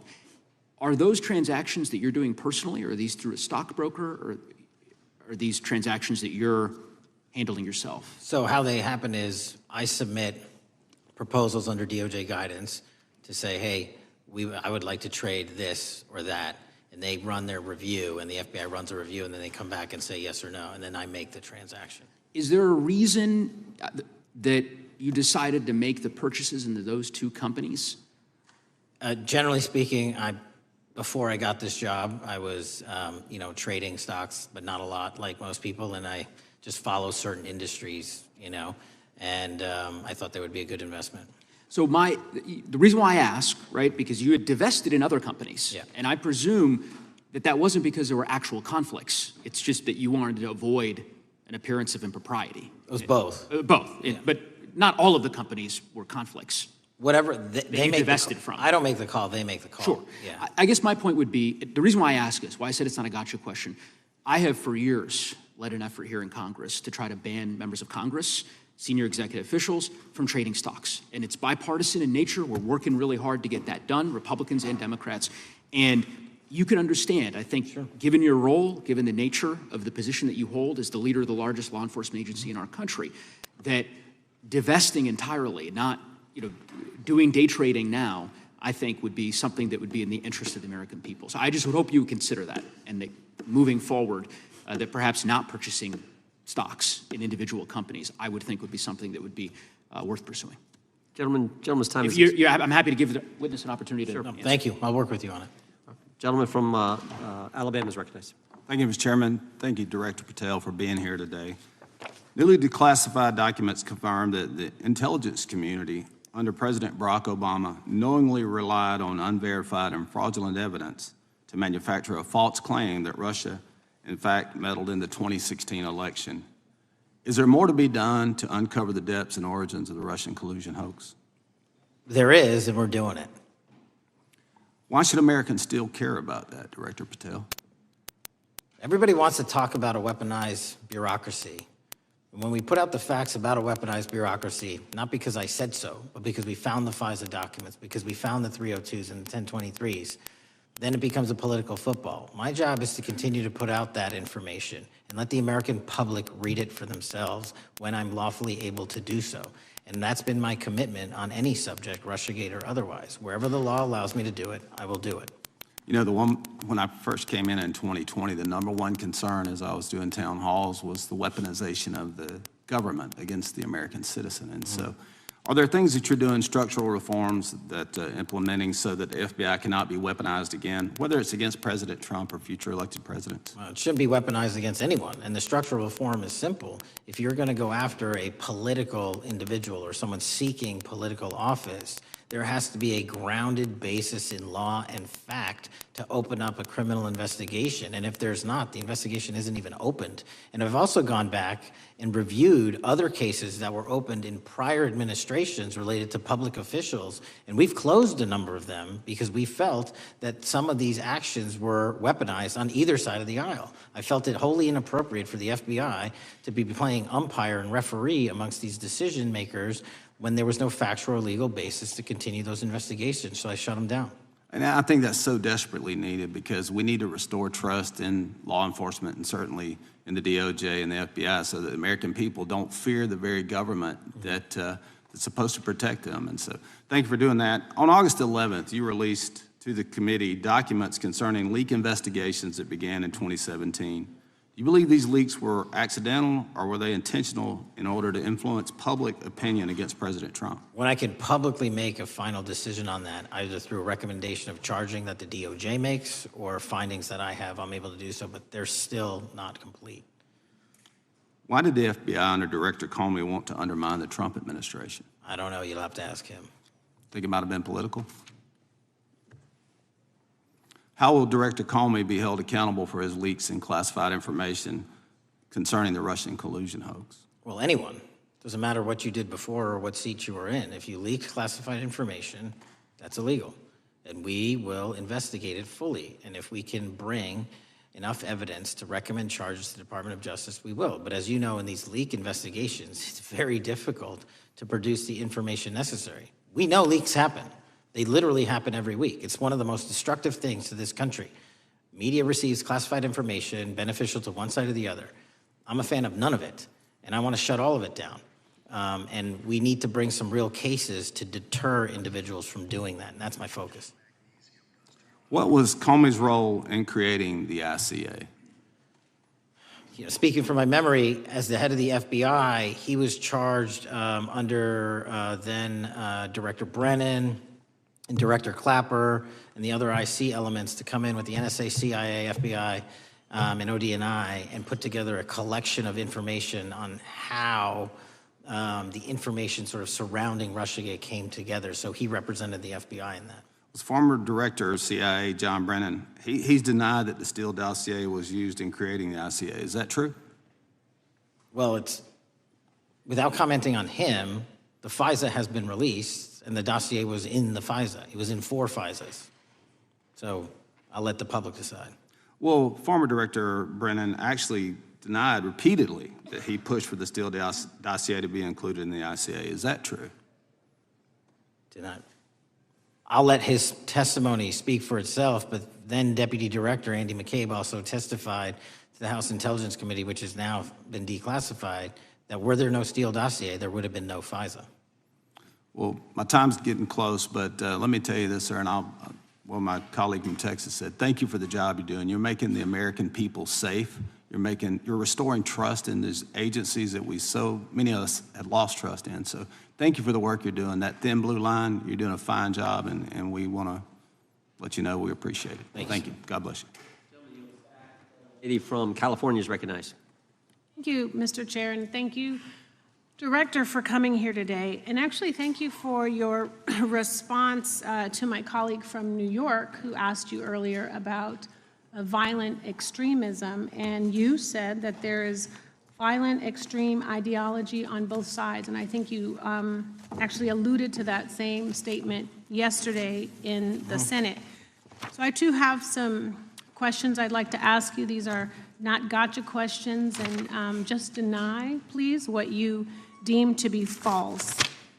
So Dylan Roof, who followed white supremacist propaganda, murdered 9 black parishioners in Charleston in 2015. Do you deny this?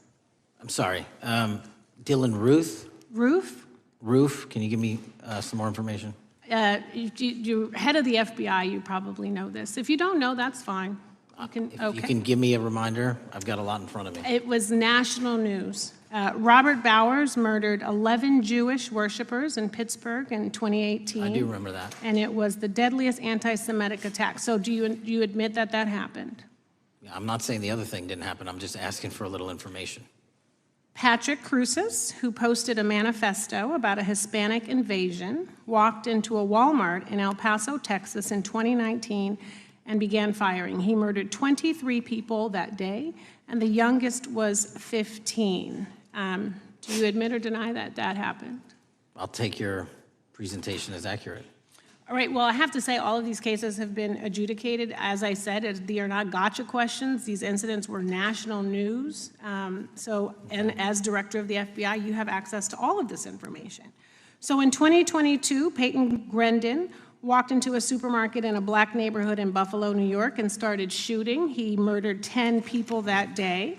And on September 10th, your friend Charlie Kirk was assassinated. Tyler Robinson has been taken into custody and charged, but also on that day, Desmond Holley, a 16-year-old white male, shot and injured 2 students at a high school in Colorado before killing himself. And according to the Anti-Defamation League, he had a fascination with mass shootings and white supremacy. So do you admit to, deny these facts? Those happened. Okay.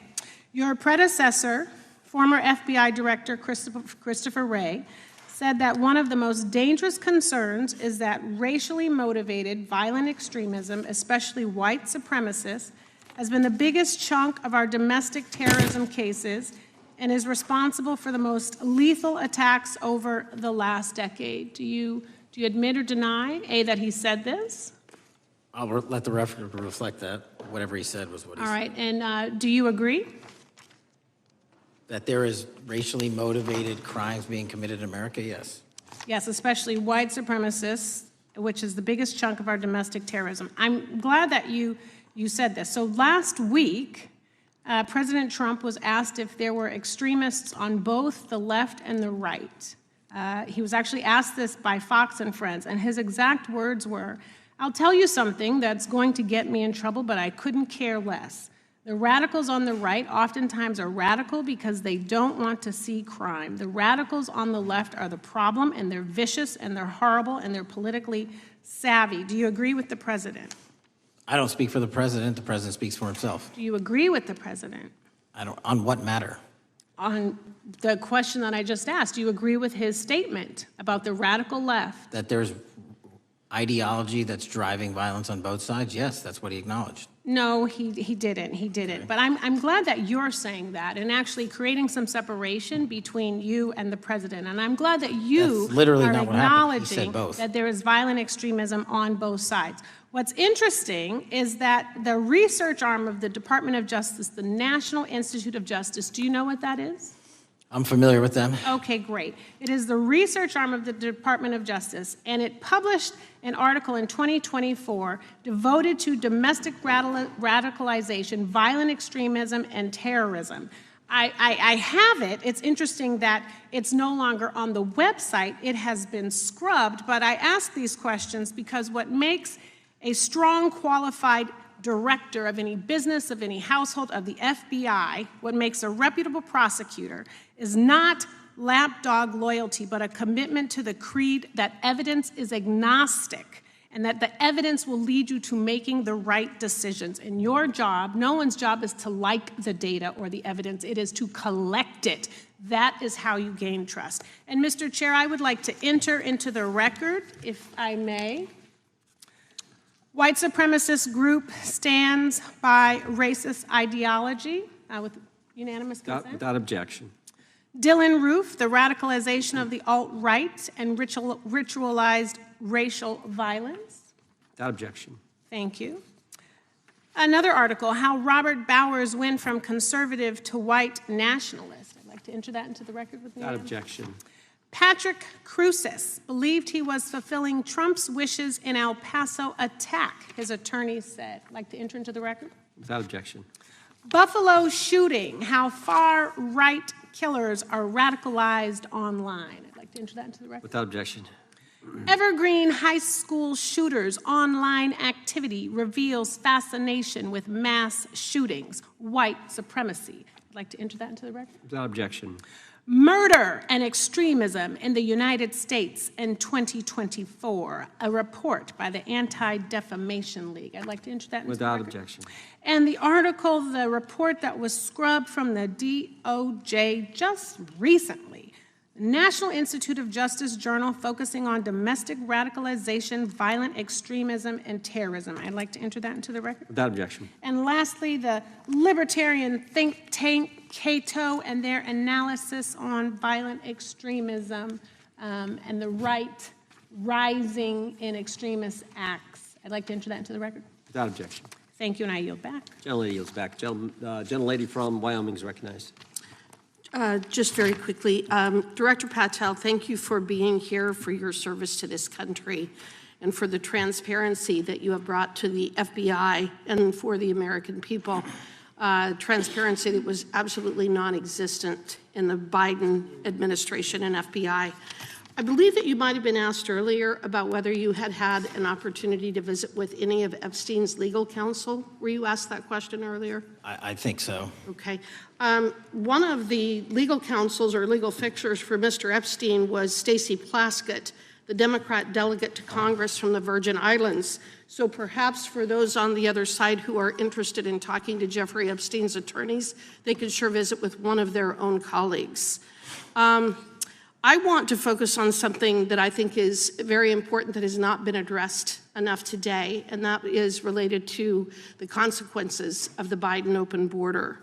One consequence of the Biden border crisis is the impact that it continues to have on our tribal communities, with the cartels taking advantage of our open borders, the Mexican drug cartels, by infiltrating our reservations and bringing violence, drugs, murder, trafficking, and more. Last year, when I questioned the Attorney General Garland about what the DOJ was doing to protect these communities, he simply deflected responsibility and said that Congress had not appropriated sufficient resources for them to be able to protect our tribal communities. Mr. Patel, what is the Trump FBI doing to counter the drug cartel infiltration and other violent crime targeting our Native American communities? Thank you. It only took more than half of this proceeding to talk about one of the priorities that the FBI has, which is crimes on tribal lands. Every single crime that we have been talking about, whether it's child predators, human trafficking, narco traffickers, murder, they all happen on tribal lands as well.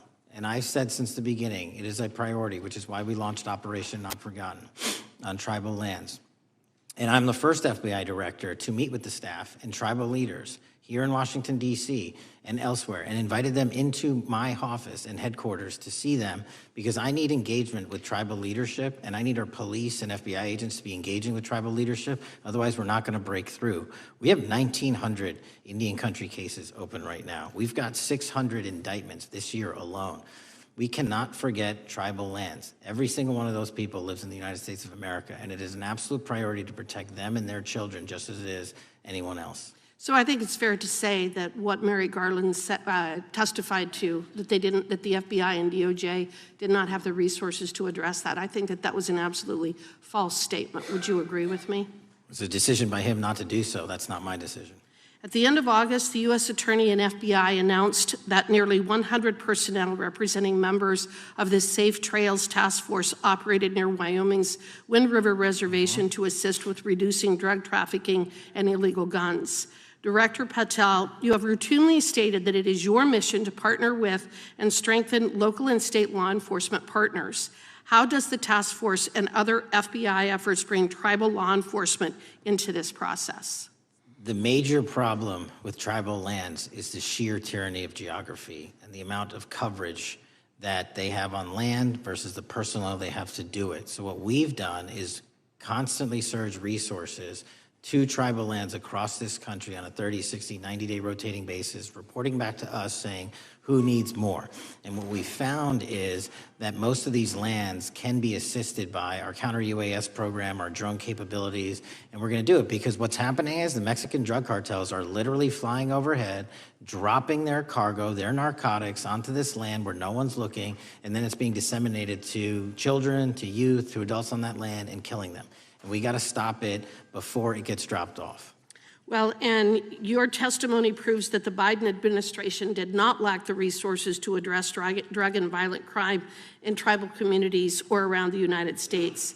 It instead expended and wasted these resources investigating parents, Catholics, we now find out Turning Point USA, the RNC, and Republican organizations, rather than protecting our Native Americans by closing the border. Is that fair?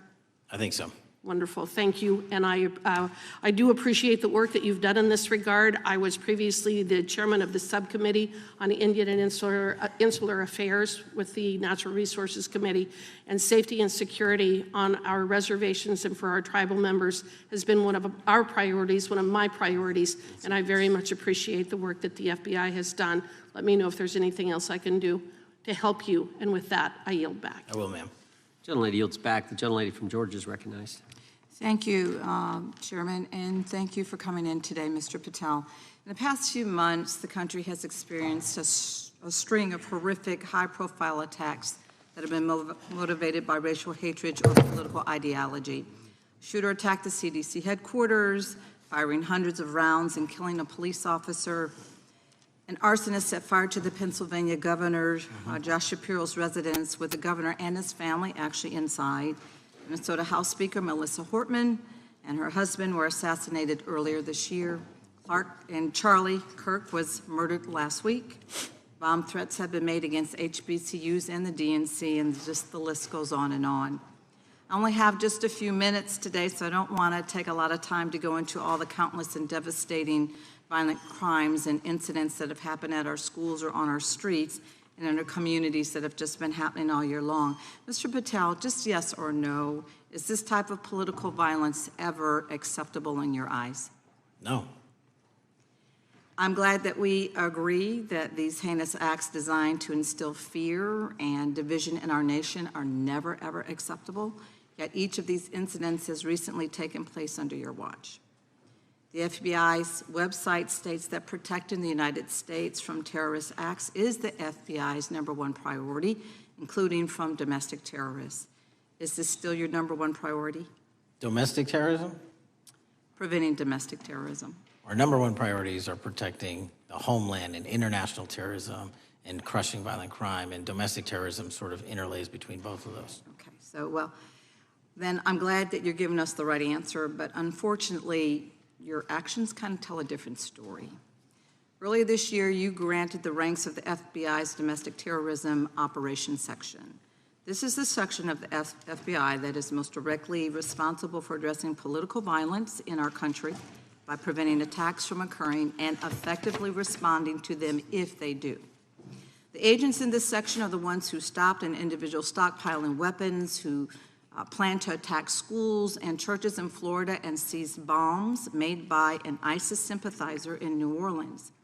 And instead of ensuring that this section has all the resources that it needs at a time when its mission is critical, you fired its decorated veteran FBI agents who have served their country proudly under Republican and both Democratic presidents, and you scrapped the tools that they developed to fight domestic terrorism, including the National Domestic Terrorism Incident Database. I mean, most of that is just not true. We have 1,700 current DT managed programs. We're up 300% in the amount of cases we brought against nihilistic, violent extremists, including 764, wishing to harm our children. The FBI and the men and women are getting after that problem set more than ever because I've unleashed them to do so. And any insinuation that these tragic occurrences across the country are somehow singularly my fault or disgusting because that watershed goes down to the men and women at the FBI, Mr. and Patel, they are not responsible for it. I'm happy to work with you to get them what they need. Gentlelady controls the time. Unanimous consent request. You'll state a request. Thank you very much. Into the record, an article from Reuters titled FBI Scales Back Staffing, Tracking of Domestic Terrorism, Probes Sources Say. Thank you very much. Without objection. I appreciate that. So, Mr. Patel, and it isn't just the domestic terrorism operations section. Under your watch, agents are fully diverting their attention to these anti-immigrant and city takeover operations, leaving our children vulnerable to dangerous networks of online predators, both domestic and international. You pulled more than 120 FBI agents from their normal duties to operate sobriety checks and conduct traffic stops, exposing the FBI's fleet of unmarked cars and thereby making it harder for the FBI to combat violent criminal gangs, foreign intelligence services, and drug traffickers in the process. That's simply not true. If we were not able to do two things at one time, how would we be Patel, seizing record amounts of fentanyl? 23,000 violent felons have been arrested. Time belongs to the gentlelady. More than twice as many as Time last belongs to year. the gentlelady from Georgia. Thank you very much. And this request basically is, it is an article from Reuters, which quotes law enforcement officers familiar with agents who once covered child exploitation cases, but now focus on immigration child exclusive. Thousands of agents diverted to Trump immigration track down. Mr. Patel, in the short time I have left, your tenure as director of FBI has been somewhat problematic. Americans are left safe, definitely less safe under your watch. You have gutted the FBI's ability to keep safe from domestic terrorism. You have sent FBI agents to conduct traffic stops and round up hardworking immigrants who pose no danger to public safety. People even President Trump referred to as good, long-time workers. Your job is to protect and serve the American public. Time of the You have gentlelady. spent your time protecting heinous individuals and using the FBI to serve as a political circus. You at times have appeared unequipped, Time and of the this country gentlelady has deserves better, expired. and I yield. Gentlelady yields back. May I respond? Sure can. Simply put, what is it? Are we failing? If we're failing, how are we arresting 23,000 violent felons? Twice as many as this time last year. Are we failing? Because if we're failing, how are we seizing 1,500 kilograms of meth, 25% increase from last year? Are we failing? Because we captured 4 top 10 FBI most wanted from around the world in 7 months. That's more than the entirety of the last administration. Are we failing? Because we put 1,500 child predators in prison. Are we failing? Because we dismantled 300 human trafficking networks. Which is it? You don't like me, that's fine. But don't you dare disparage the men and women of the FBI that are producing record results in historic fashion to protect this country. They are kicking ass for America, and they're going to continue to do so. And we appreciate your leadership. The gentlelady from Florida is recognized. When I was home recently, I met with the agents leading the Tampa office of the FBI, and I saw what they're focused on in my community: stopping drug traffickers, rescuing children from exploitation, fighting cybercrime, protecting us from acts of terrorism, foreign and domestic. And I know from my time as a federal prosecutor and a judge that this work by the Bureau doesn't make headlines, but it is happening every single day.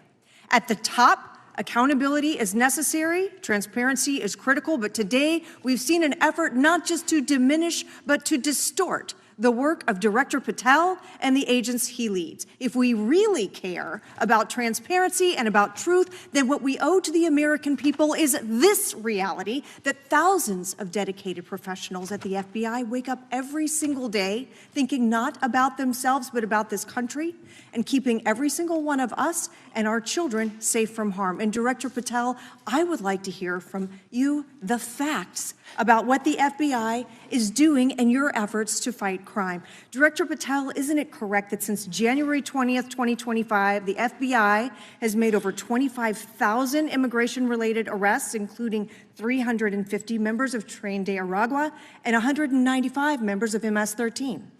Those numbers are accurate. The Tren de Aragua numbers are up over 350% from the year before. And during that same period, hasn't the FBI seized over 66,000 kilos of cocaine, 6,000 kilos of meth, and 1,500 kilos of fentanyl? Not to be nitpicky, but it's 89,000 kilos of cocaine and 7,300 kilograms of meth. And isn't it also true that the FBI Tampa Division's Panama Express Strike Force specifically seized nearly 67,000 kilos of cocaine valued at more than $1.6 billion from illicit maritime vessels? One of our best operations out of the Port of Tampa, and I was down there in South Florida when Panex did their work. Director Patel, since October 7th, 2023 Hamas attack, the FBI has been a co-leader of the Joint Task Force October 7th. Isn't it correct that this task force is actively working to bring justice for victims and to prevent terrorist infiltration at our borders? Yes, ma'am. Since January 20th, hasn't the FBI arrested 59 foreign intelligence operatives for spying or smuggling dangerous material into the United States? Yes, we have, and that's on track to be more than 25% than ever before. And the FBI has also been leading operations against major cyber threat actors, including those from Russia, China, Iran, and North Korea. Isn't that right? A 17% increase from year to date last year.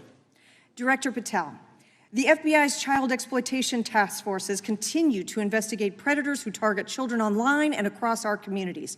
How significant is that threat today, and what results have you seen under your tenure in bringing these offenders to justice? We have, under Operation Grayskull, dismantled dark web units that are operating online, not just in the United States, but across the world, to do our children harm. We have taken into custody more suspects than ever before on those who seek to harm our children. That is what the men and women of the FBI do, and that's what they're going to continue to do. Those are the real results when you let good cops be cops and when you let us get on these platforms and expose them to the public and show them the harms of these predators on these online gaming systems and social media systems. And we need more help from Congress to allow us more authorities to do that work. The FBI laboratory manages the Combined DNA Index System, or CODIS, which compares over 25 million DNA profiles and aids more than 125 investigations each day. Director Patel, why is this important to law enforcement nationwide? All of law enforcement relies on our CJIS operation out of West Virginia. And what that does is allow 19,000 agencies to come in and say, hey, does this guy have a criminal history? Hey, is this an illegal firearm? Do we have a DNA hit like we did in these recent assassinations? That's what the FBI brings to bear, because local and state law enforcement agencies just don't have that capability, and we're doing it 24/7, 365. CJIS does not close for 1 minute. In your testimony, you noted that the FBI has ongoing counterintelligence investigations into China, Iran, and Russia across all 55 field offices. Why is it essential to maintain that scope of coverage, and what success can you point to in disrupting nation-state actors? Our biggest threats involving nation-state actors are the PRC, Russia, and China, and they are up 33%, 83%, and 60% respectively in arrest alone this year. Those nation-state actors wish to do harm in our infrastructure, our critical infrastructure system, our energy, our water supply, and also go after and target individuals and senior citizens and take their money through online pig butchering schemes, which we've exposed in Cambodia by way of the CCP. This is groundbreaking work that the American public should be seeing that their FBI is doing, and I'm happy to have the opportunity to report on it. Thank you, Director Patel. I yield back. Gentlelady yields back. The gentlelady from Mr. Chairman, I have a couple. Unanimous consent? Thank you so much. I appreciate it. In response to Mr. Patel's making the remarks that, that maybe our colleagues are disparaging the men and women of the FBI, I'd like to enter the record 3 unanimous consent requests. One is entitled FBI is using polygraphs to test officials' loyalty. The second is Kash Patel knowingly broke law when firing top officials, lawsuit alleges, published by NBC. And the third is FBI forces out more leaders, including ex-director who fought Trump, demand for January 6 agents' names. Without objection. Thank Gentlelady from Vermont's recognized. Thank you, Mr. Chair. Director Patel, thank you for being with us today. Appreciate your time. Let me say at the top, political violence should have no place in this country, and I strongly, unequivocally condemn the killing of Charlie Kirk last week. And this is exactly the kind of case that warrants a swift and thorough investigation by the FBI. What shouldn't be happening, however, is this administration's seeming attempt to exploit Mr. Kirk's death within minutes of this horrible, horrible assassination, dividing us even further without knowing enough about the killer's complicated, confused political ideology and the extent of his motivation. And this week, Vice President Vance claimed that this is, quote, an extremely destructive movement of left-wing extremism, and said that, quote, it's part of the reason why Charlie was killed. He pledged to go after organizations on the left. But Director Patel, it was just 3 months ago that Melissa Hortman, the Minnesota House Speaker, and her husband Mark were shot to death in their home in the middle of the night by a self-identified right-wing extremist and Trump supporter. When that assassination happened, the FBI released a written statement denouncing the killings and pledging to hold the killer accountable. And I thank the Bureau for that. It was clear, concise, to the point. But when you compare that statement to the over 50 mentions of the Charlie Kirk killing and just 4 for the Hortmans on accounts affiliated with the FBI and your personal account, it appears to many Americans that you're valuing some lives more than others, and that's painful. And this is what I'm hearing from my constituents, so I just want to convey that to you. And the Vice President didn't even call on right-wing organizations to tone down their rhetoric after that horrific killing in Minnesota, and he never once spoke about dismantling conservative institutions. This week, when the President was asked by a reporter about Speaker Hortman, he claimed he didn't even know who she was. One of the most high-profile assassinations of an elected official in recent memory, and the President claims to know nothing about it, hasn't even heard of it. It was absolutely devastating for her colleagues and for her family. And I think we all can agree in this room that we have to stop this political violence. So my first question to you is, Director Patel, what is your plan as director of the FBI to turn down the temperature, especially in light of the fact that it seems like members of the administration are reacting to political violence based on party affiliation? What's your plan? I can only speak for myself and the Of course. FBI. And what we are doing is, I think I mentioned earlier, we're following the money, because whatever attack you are describing, and they are all despicable, equally so, people need money to operate. People need money to conduct these attacks, to conduct these investigations. And so what we are doing is finding the people that supported this infrastructure system, because even when you say there's a lone, quote unquote, lone wolf actor, he's not truly a lone wolf actor. Something happened along the way. I agree. And so can I just because we have such little time, are you making a commitment right now to follow where the evidence goes in Absolutely. investigating whether it's violence on the left or the right? Because over the last 10 years, when you look at the ideology, I want to follow up on what my colleague from California said. When you look at the data, you look at the Anti-Defamation League data, 96% of ideological motivated killings were committed by the right wing. When you look at the Institute of Justice report that she cited, it's 5 times the number that 5 times the number of far-left extremist incidents are perpetrated by far right. And it's been reported, and she mentioned this, that as of September 12th, 2025, just 2 days after Charlie Kirk's killing, that the DOJ removed that report from the DOJ website. That's why Americans are concerned that there seems to be a separate system of justice, that if you are a Republican and you are attacked, you will get the full weight and authority of the FBI in this administration. But if you are somebody serving in the Minnesota State Legislature and you are assassinated in your home, that the response is different.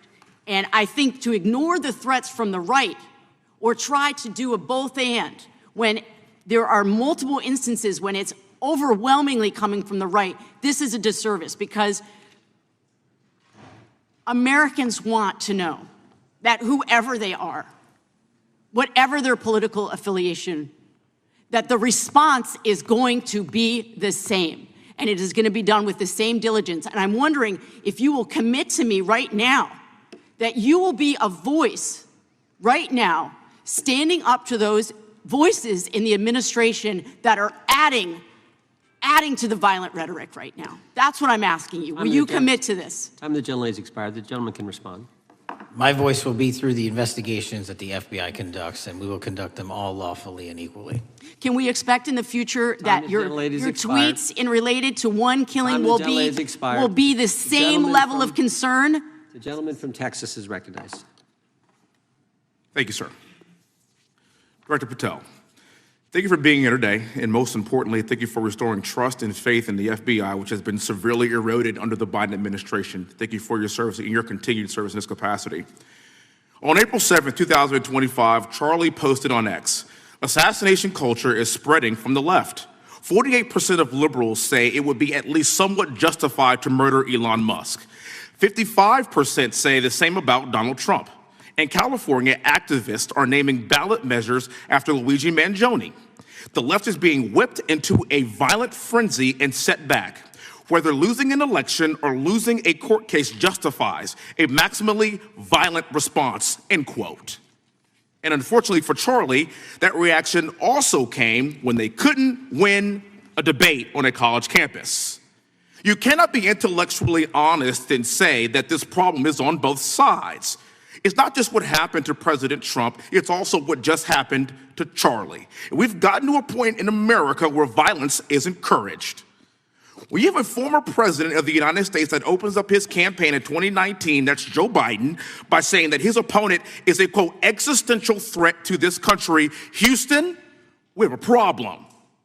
People that you disagree with are not existential threats.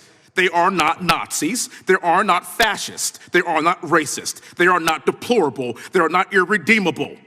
They are your fellow Americans who have a different perspective on how government should run and what government should look like.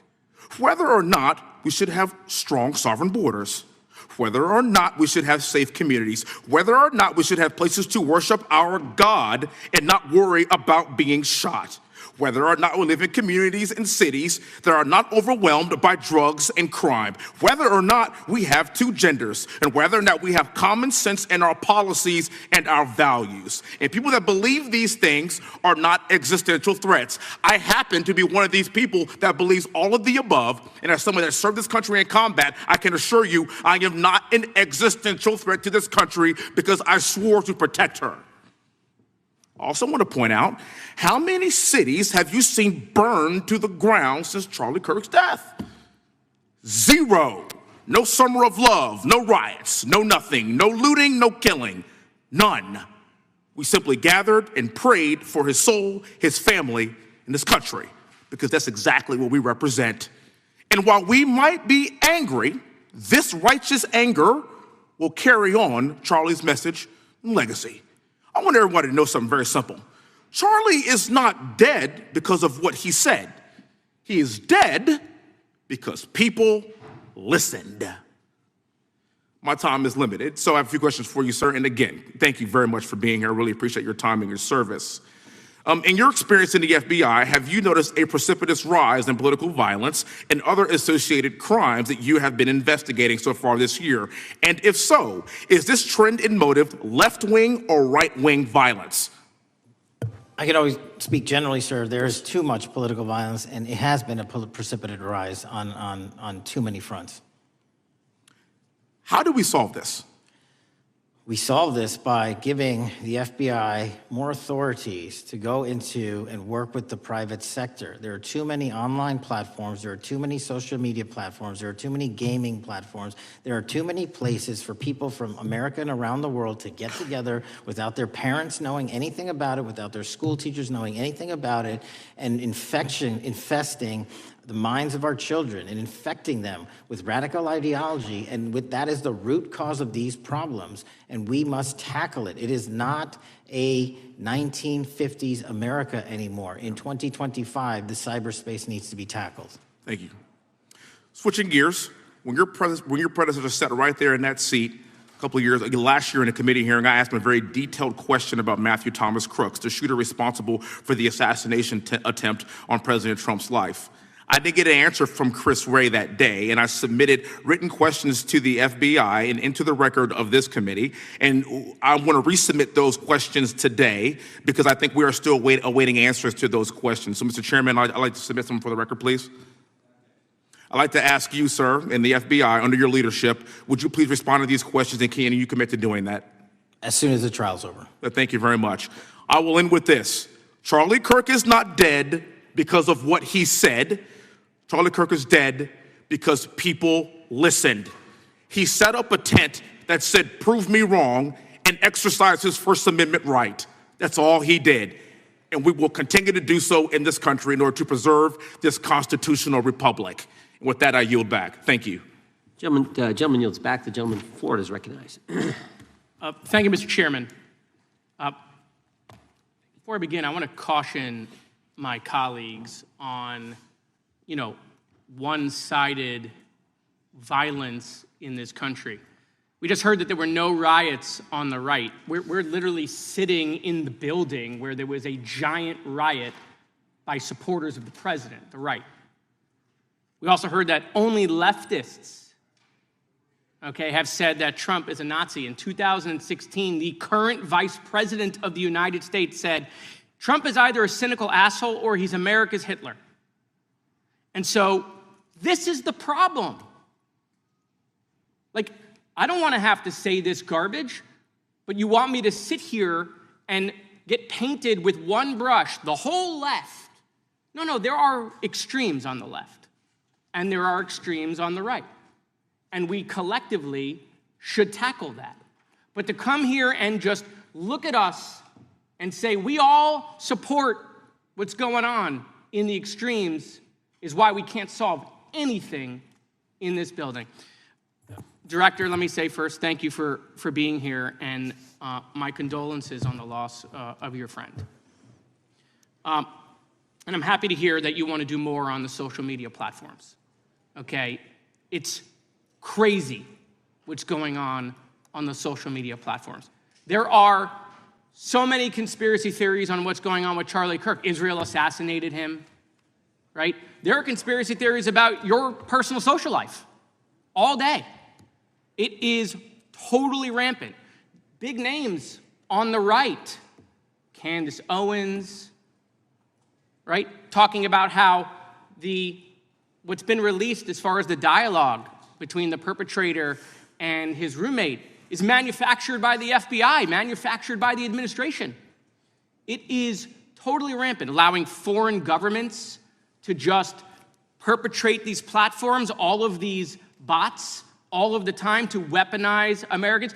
You see what's going on here? This is a byproduct of all of that. What's going on in the streets is a byproduct of all of that. What's happening is you see people celebrate Luigi Mangione is a byproduct of all of that. And so if we want to do something, then we should talk about Section 230. We should talk about how we're going to make sure that we don't let foreign governments poison our children's mind. And so I will work with you on that, Director. I'll work with you on 230 any day. No problem. So now, that was the good part. I want to take your attention back a second, okay? Breaking news. Kash Patel is nominated to be the FBI director. Dan Bongino is nominated to be the number 2 at the FBI. MAGA celebrates, rejoices, bells are ringing out. The team, Patel, Bongino, that sought out every podcast microphone to talk about the Epstein list. The names are finally going to get released. It begins. They produce white binders. Phase 1 with the podcasters. This is not actually one of them, of course. I made this. Your name's on it, right? And the names are going to come out. Pam Bondi says the list is on her desk. Then a memo comes out all of a sudden and says, there's no list. Oh, no phase 2. Phase 2 binders never happen. You said the conspiracy theories around Epstein just aren't true. They never have been. And yesterday, in an answer to Senator Kennedy, you said the FBI is not in possession of any credible evidence that Epstein trafficked girls to anyone but himself. So according to your testimony yesterday and in this committee, According to the evidence the FBI has, the number of names on the list are zero. No, Zero. The index has been released, and the number of people involved in that trafficking operation were charged in 2018. Other than Epstein and Ghislaine Maxwell, your testimony in the Senate and here is that according to the evidence you have, the number of other names is zero. That were charged based on credible evidence. Well, who are the other names? Give me the other names that weren't charged.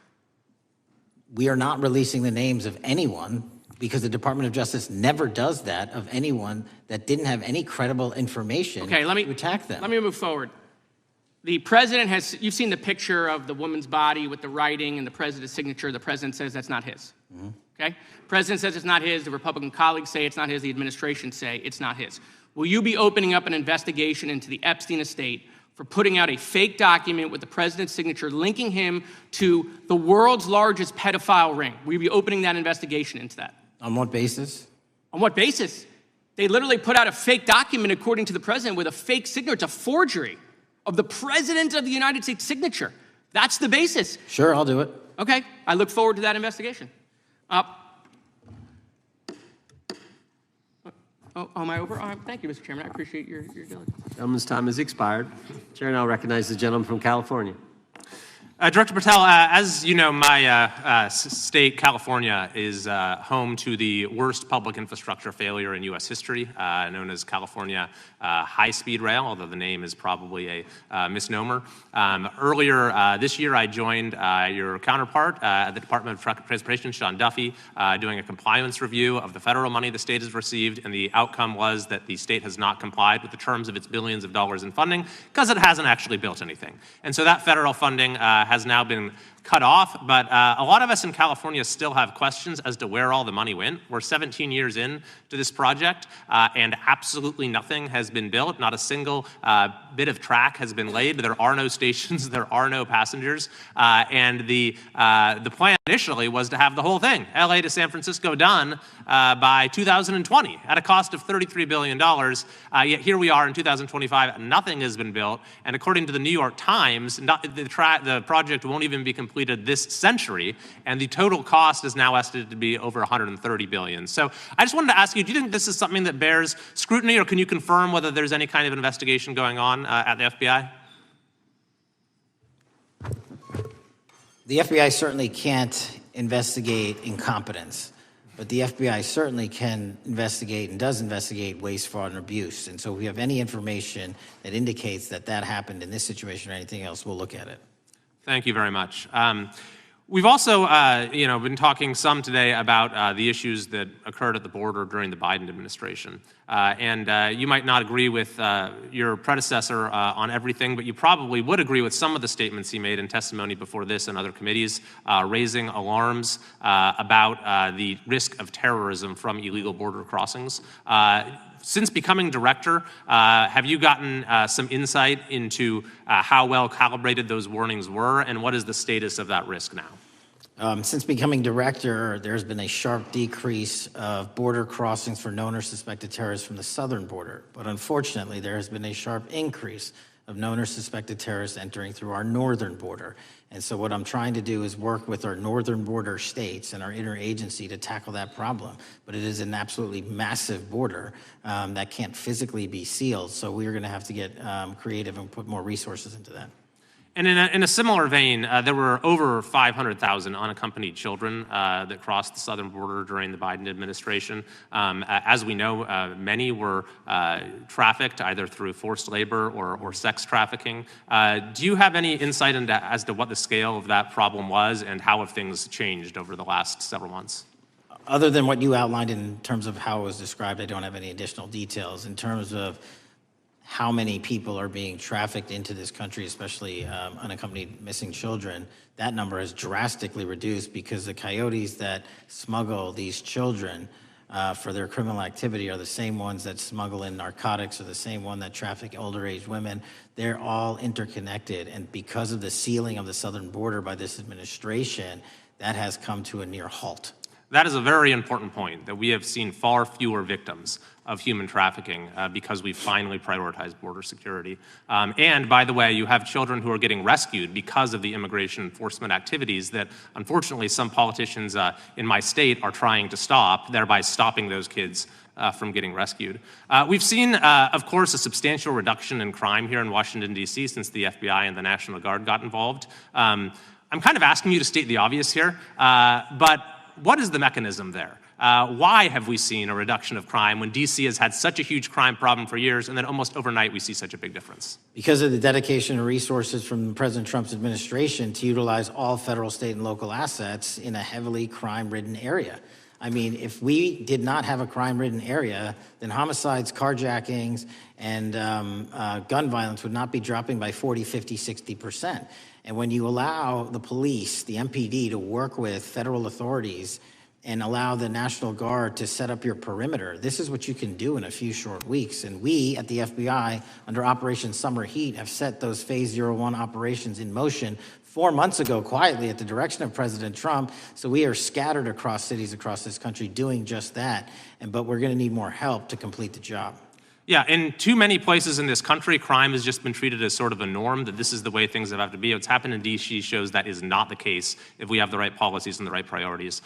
Finally, you know, this is tragically the second time in as many years that we've had an FBI director here following either an assassination or an assassination attempt. And so since there's been some time now since from the attempted assassination on President Trump at Butler, would you say that the public's understanding of what took place on that day is fairly consistent with all of the facts as you know them, or do you believe there's still material facts that have not been made public or are not fully understood by the public? No, I think it's fairly consistent. Thank you. I yield.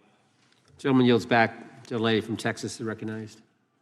Man, oh man, there has been so much today, and I truly don't know where to start.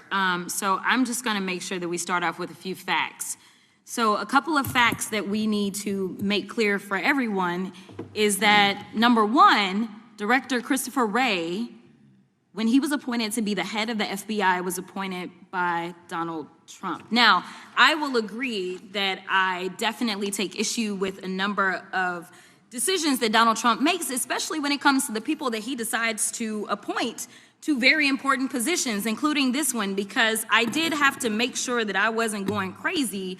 But when I say that you are the least qualified FBI director in the history of the FBI, that is real, because you are the only one that never even served with the FBI prior to joining, yet we are supposed to believe that That's you are false. the greatest thing since sliced bread. I didn't ask you a question. Now, what I want to go false. through is to talk about why you are a failure and why, honestly, we just need to tell you bye-bye. I know that you got a little upset and you put on your show for your boss because it seems like you're trying to save your job when it came to talking to Senator Booker yesterday. But let's go through some of your failures. So before you were even confirmed, and I think one of my colleague from Georgia, pointed out that you were already targeting career officials so that you could direct illegal firings. Mind you, these cases that you were so upset about, which are the ones tied to Trump, the cases came through his handpicked FBI director. And frankly, when people sit around and say things like, oh, you know, we're happy because now we feel safe. I don't know who feels safe in this country except for the white supremacists, because I specifically as a black woman definitely don't feel safe. And frankly, my colleagues have been real nice to you today, and I applaud them, but I don't have the same demeanor because I know that multiple colleagues on this side of the aisle have faced death threats. In fact, somebody tried to kill one of my colleagues. And frankly, I don't know if this FBI or under your leadership, if those people would have been caught. I don't have any confidence in you. And if we start talking about the reasons that I lack confidence, we could start with you not just wanting to acknowledge some simple facts. Simple facts like the vast majority of the threats are coming from right-wing extremism. And I know my colleagues have tried to stress this, but I decided that I would maybe do it in a different way. Number one, I have a couple of UCs. Ken Buck, one of multiple Republicans receiving death threats for voting against Jim Jordan as House Speaker. Without objection. Another one, Republican lawmaker says she received death threats after voting against Jim Jordan in Speaker's race. Without objection. In addition, there was another one from another colleague who now is leaving Congress because they said that they were calling his wife anonymously and threatening her life to the extent that she ended up sleeping with a firearm. Without objection. Okay, so here's the deal. How are we supposed to have confidence when you're sitting up here telling the Senate yesterday that it will take you 14 years before you can get the FBI fully staffed to do their jobs? You're also now redirecting resources so that they can go and play ICE agents on the streets. You're getting rid of your most qualified people, and even when it came down to somebody that you consider to be a friend, you were posted up having some fancy dinner to the extent that you posted not only once erroneously, you posted twice erroneously as it relates to catching somebody, and then you want to go and say, let me take a victory lap. Because honestly, if it wasn't for parents deciding that they were going to turn in their child, it seems like y'all wouldn't have got there, even though he literally confessed online. So I'm confused about what it is that the FBI is doing except for trying to put on a show for the apprentice or whatever you want to call him. The day after all of this took place, there was domestic terrorism that was taking place at HBCUs. They were targeted. Yet I didn't hear anything from the FBI about what was going on. And again, black people kept saying, how did we end up in this? Because the numbers are so very clear that white supremacy is a problem.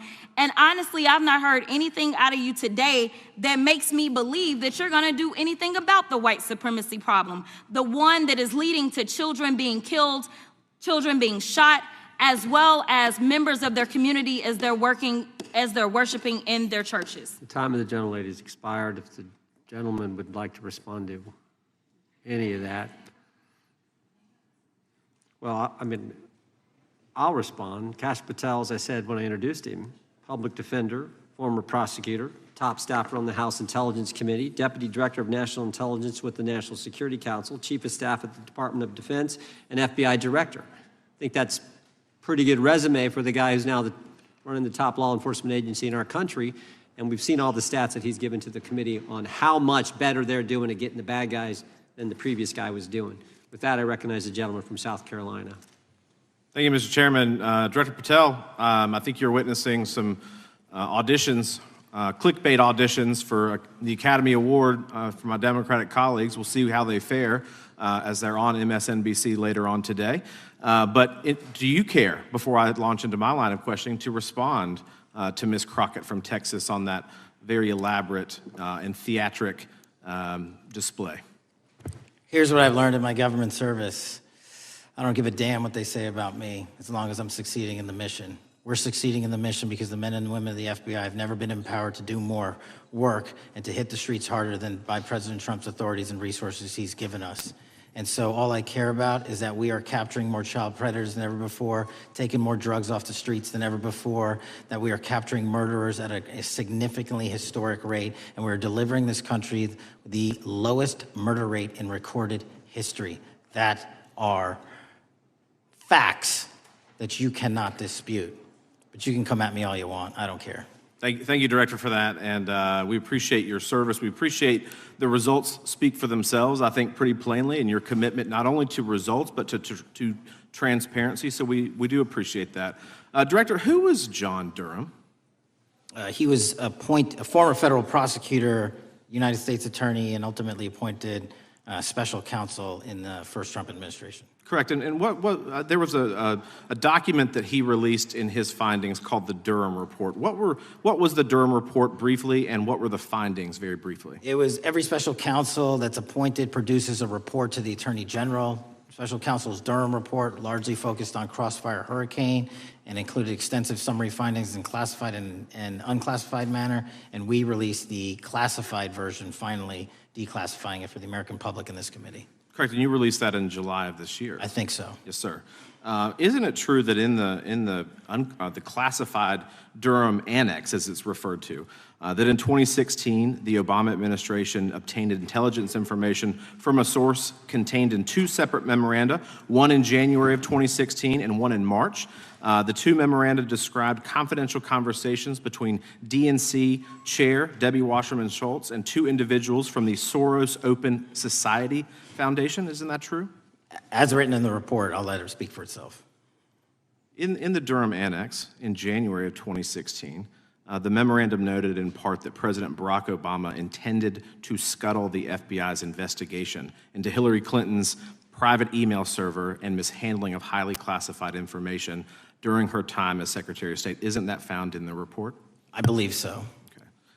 Isn't it also found in the report that in March of 2016, the memorandum also included references to the same Obama effort to shut down the Clinton investigation, but additionally outlined a plan to falsely connect Trump to Russia? Isn't that in the Durham Annex? I think it's in more than the Durham report, but yes.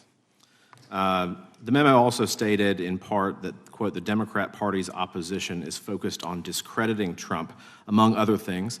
The Clinton staff, with the support from special services, is preparing scandalous revelations of business connections between Trump and the Russian mafia. Isn't that also found in the now unclassified Durham Annex? I believe so, sir.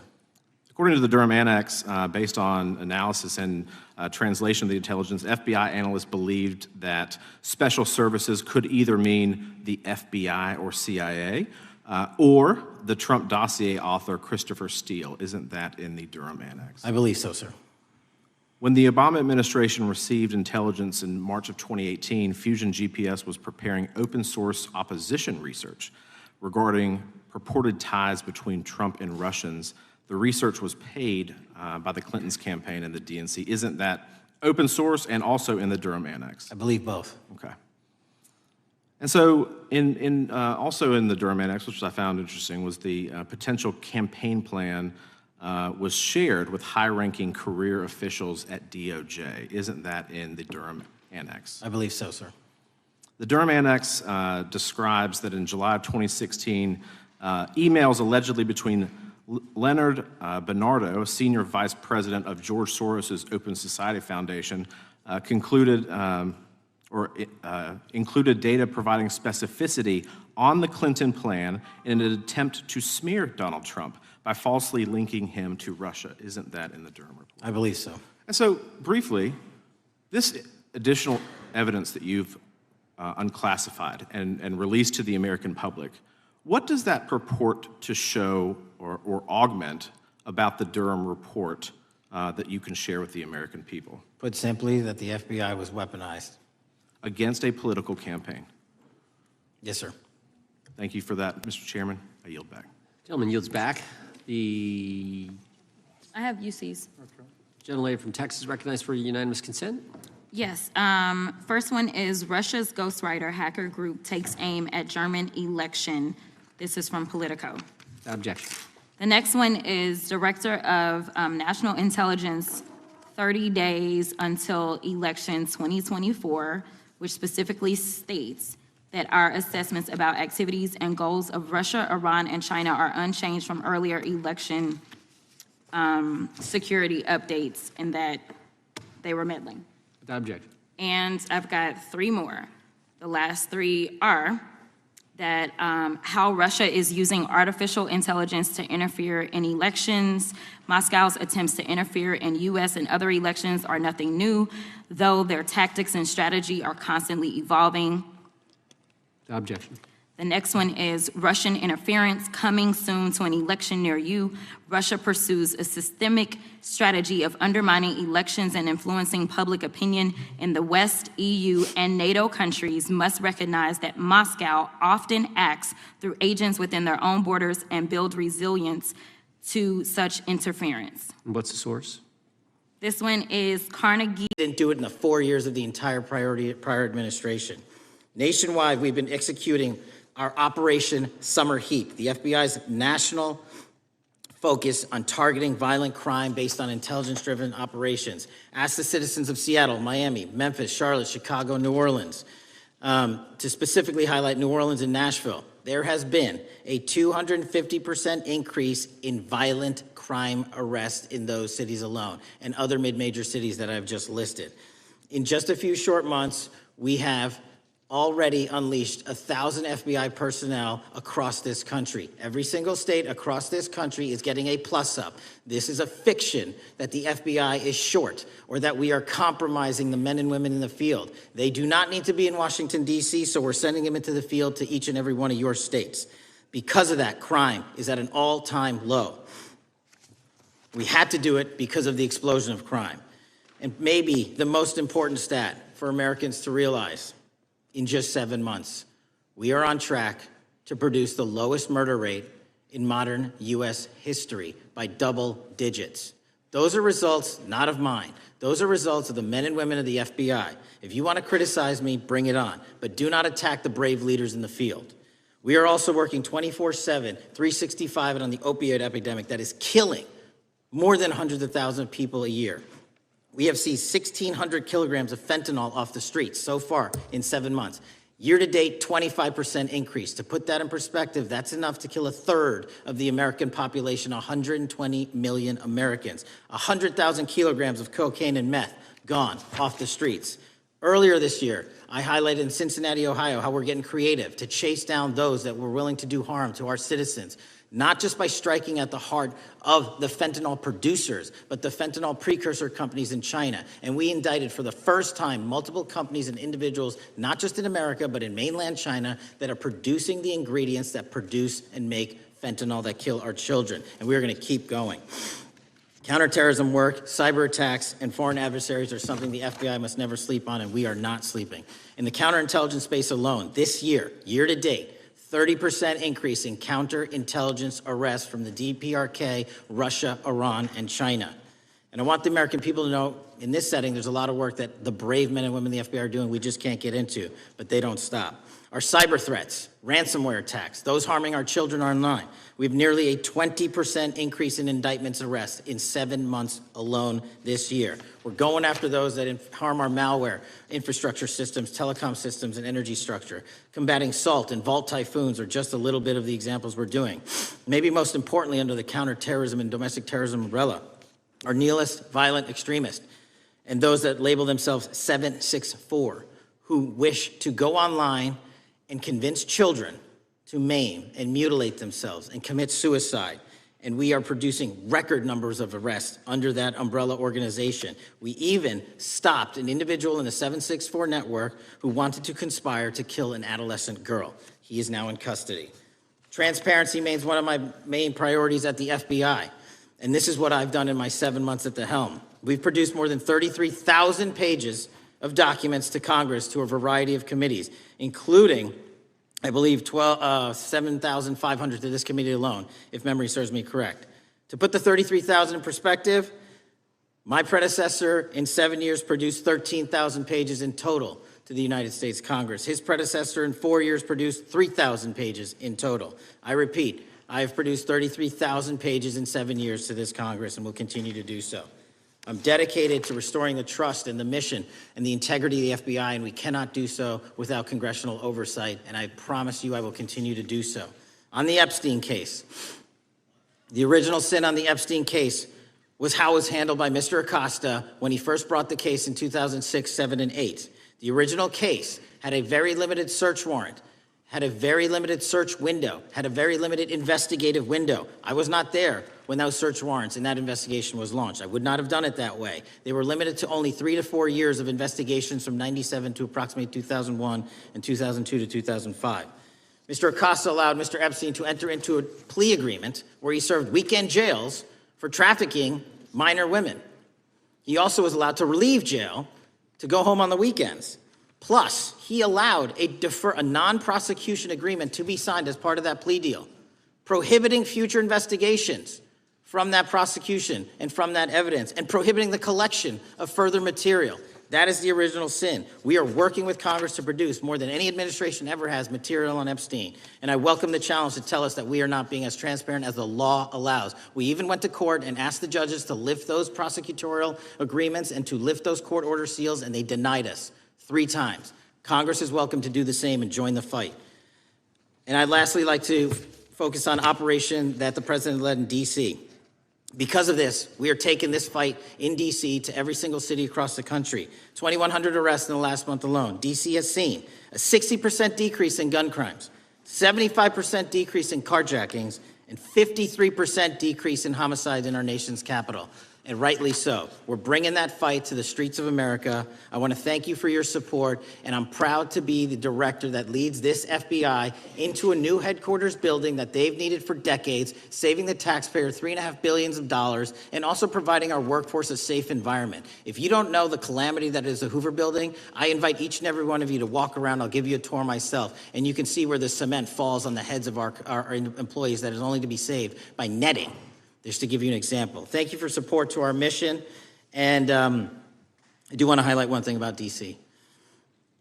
It's because the FBI gathered sources and evidence that we were able to, through our source network, identify the horrific murder of the D.C. intern, Eric Tarpinian. And I've spoken to his family, and we are working to bring them justice. And Mr. Chairman, in my 16 years, now my 17 years of government service, if anyone has any questions about my service, bring it on. Yeah. Thank you, Director. We will now proceed under the 5-minute rule. The chair recognizes the gentleman from California, Mr. Eisen. Director, delighted to have you here. You are a breath of fresh air. As you outlined, and I won't repeat it, the accomplishments, you did so with the same resources as your predecessor, roughly. Is that correct? I believe so, yes.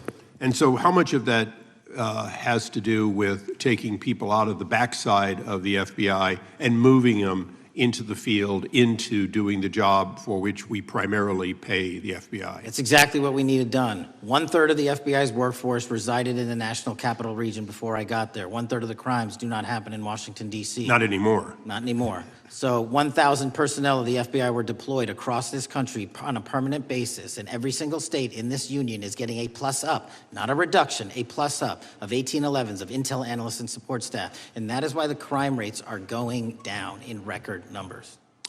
Thank you for doing that, and it's perhaps the hardest thing for a bureaucrat to do is to lower the head count around them that support them, and I appreciate your willingness to do it different than your predecessor.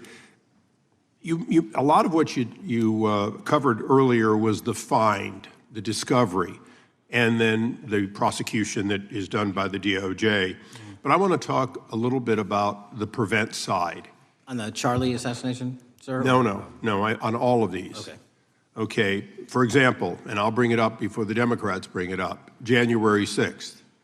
January 6th, we now know, because of your find, that in fact there were people involved who were not just observers but participants who in fact, it's been alleged, and I personally believe, in fact, were part of promoting, perhaps even the one woman who died, encouraging her to walk through a door that led to her death.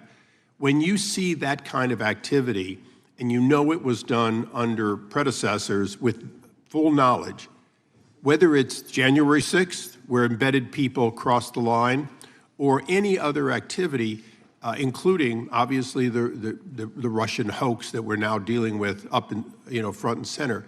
My question to you is, what can you or others do to prevent it from occurring again? Not on your watch, but on future watches. How can we know that this won't happen again the moment you leave the FBI? It's simple. What I'm doing through our leadership cadre is having FBI agents do what they were trained to do, not what they were not trained to do, not put them in situations that both harm them and the public. We're also utilizing our SORT networks and prioritizing the threat structure to go after the narco traffickers, the counterterrorism people, the counterintelligence threats, and the cyber threats. That's what they were trained to do, and that's what we're letting them do. One major question I have, after decades of doing this, on our side of it, both the chairman, myself, and others, both at oversight and here, have seen that the FBI and the Department of Justice hide behind non-statutory practices. Now, you've changed the interpretation of many of those practices. That's why we're getting the discovery that was previously withheld. How do we work together to make sure that we never again have false walls, non-statutory walls that say the Department of Justice has a prohibition about giving, quote, you fill in the blank, that has led to the chairman not seeing anything until you took over? I'm wedded to aggressive constitutional oversight. Having been a House congressional staffer, I know that is an important part of securing our democracy. And the way we make it an everlasting, enduring process is by showing the American people the results of what we are doing and the important work of this committee and putting it out to them so they can see government waste, fraud, and abuse. And then they can demand from our constituents and our electors that they want this process to continue. Last major question here. Some things are so sensitive that we both would agree they cannot be made public. Will you commit to this committee when it is too sensitive to disclose that you would at least make it available for in-camera review by the chairman and ranking members or others designated? I have done that, and I will continue to do that. Well, thank you, Mr. Chairman. This is a breath of fresh air. This is the beginning of what we need. But my questions today for the director are ones in which I believe that we do need to codify by agreement or by statute, if necessary, the kind of openness and transparency that we're seeing from this administration, the kind of discovery that's allowing us to do our oversight properly. And I would hope that that be the follow-up to this, obviously along with the Attorney General. And I yield back my 4 seconds. Thank you. The gentleman yields back. The gentleman from New York is recognized. Thank you, Mr. Chairman. Welcome, Director Patel. In the wake of the tragic murder of Charlie Kirk, Donald Trump said, quote, "Violence and murder are the tragic consequences of demonizing those with whom you disagree, day after day, year after year, in the most hateful and despicable way possible," close quote. I would note for the record that Donald Trump has famously demonized practically every person he has ever disagreed with, and therefore, using his own logic, he has put their lives at risk. I should know, about 2 weeks ago, when I announced my decision not to decision not to seek re-election, many people on both sides of the aisle, including the chairman, offered me well wishes and thanked me for my service. Donald Trump, on the other hand, took to Truth Social to call me a, quote, psychopathic nut job, among other things. Yesterday, I received a threatening note filled with anti-Semitic comments and hateful attacks that mimics some of the same language used by the president. I am sure many of us on this committee face similar threats every day. We have seen political assaults on both the left and the right. The attack on Charlie Kirk, the attempted assassination of the president, the murder of the Democratic Speaker of the Minnesota House, the assault on Paul Pelosi, and the attack on the Capitol on January 6th, for example. Director Patel, do you agree that there is political violence from both the left and the right?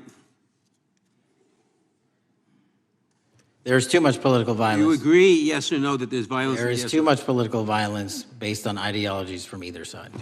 From either side, okay. Are you aware of the study by the Cato Institute, a well-known conservative group, that found that 69% of the violence is from the right? I'm not familiar with that study. You're not familiar, okay. I would commend it to you. Are you aware the administration has threatened to use violence as an excuse to crack down on liberty and freedom of speech? Say that again, I'm sorry? Are you aware the administration has threatened to use violence as an excuse to crack down on liberty and freedom of speech? Nobody at the FBI is doing that. I didn't ask you about the FBI, I said the administration. I speak for the FBI. I would like to enter the record an article from today's New York Times titled, "Trump Invokes Kirk's Killing and Justifying Measures to Silence Opponents." In the wake of Charlie Kirk's killing, President Trump and his allies have laid out a broad plan to target liberal groups, monitor speech, revoke visas, and designate certain groups as domestic terrorists. I ask unanimous consent to insert this into the record. Thank you. Politicizing the murder of Charlie King to go after free speech is not a legacy I believe Charlie King would have wanted. Moving on, I want to address another topic. The FBI has traditionally played a key role in prosecuting public officials for corruption. But I fear that at a time when the president is accepting planes from Qatar for his post-presidential personal use, issuing pardons to major donors, and personally profiting from the office of the presidency, the FBI may be abandoning its commitment to investigating public corruption. Since its creation in the wake of the Watergate scandal, the Public Integrity Section has been one of the crown jewels of the Department of Justice, investigating and prosecuting corruption among the nation's public officials and acting as a key safeguard against politicized prosecutions. This section's work has been supported by an elite squad in the FBI devoted specifically to rooting out corruption. But according to reports, the public integrity section has now been decimated, and the FBI's public corruption squad has been dismantled. I would like to submit for the record a New York Times article entitled, FBI Dismantles Elite Public Corruption Squad. I ask unanimous consent. Thank you. These actions are an invitation to corrupt politicians to break the law, since they know that the government is asleep at the switch. Last month, Senator Warren and I, along with dozens of other members of Congress, wrote to you and Attorney General Bondi expressing grave concern over your decision to effectively legalize corruption and to politicize prosecutorial decisions. And he asks unanimous consent to enter this letter into the record. Thank you. I don't have time today to walk through all your questions, all of our questions and concerns, but will you commit to answering this letter in short order so that we can understand what factors led to this decision and how it has impacted the ability to hold corrupt officials accountable? I will review your letter with my team and respond as soon as I can. You will respond. Thank you. I yield back the balance of my time. Gentleman yields back. Gentleman from Arizona is recognized for 5 minutes. Thank you, Mr. Chairman, and thank you, Director, for being here. I appreciate the change in the FBI and the tone since you've been there. We heard the ranking member, however, describe the FBI under your leadership as being resorting to political enforcement and you personally as being paranoid. I would just suggest that perhaps that is the projections of the ranking member himself and not you, sir. I want to refer to something that was said yesterday in yesterday's hearing by Senator Grassley. He said, it's well understood that your predecessor left you an FBI infected with politics. At your nomination hearing, he gave you records, made public records about whistleblowers regarding something called Arctic Frost. Arctic Frost was the FBI case opened and approved by anti-Trump FBI agent Thibault, and Arctic Frost became Jack Smith's elector case. The new records show that Arctic Frost was much broader than just an electoral matter. In fact, it was expanded to Republican organizations. Some examples of the groups that the Ray FBI sought to place under political investigation included the Republican National Committee, Republican Attorneys General's Association, and Trump political groups. In total, 92 Republican targets, including Republican groups, Republican-linked individuals, were placed under the investigative scope of Arctic Frost.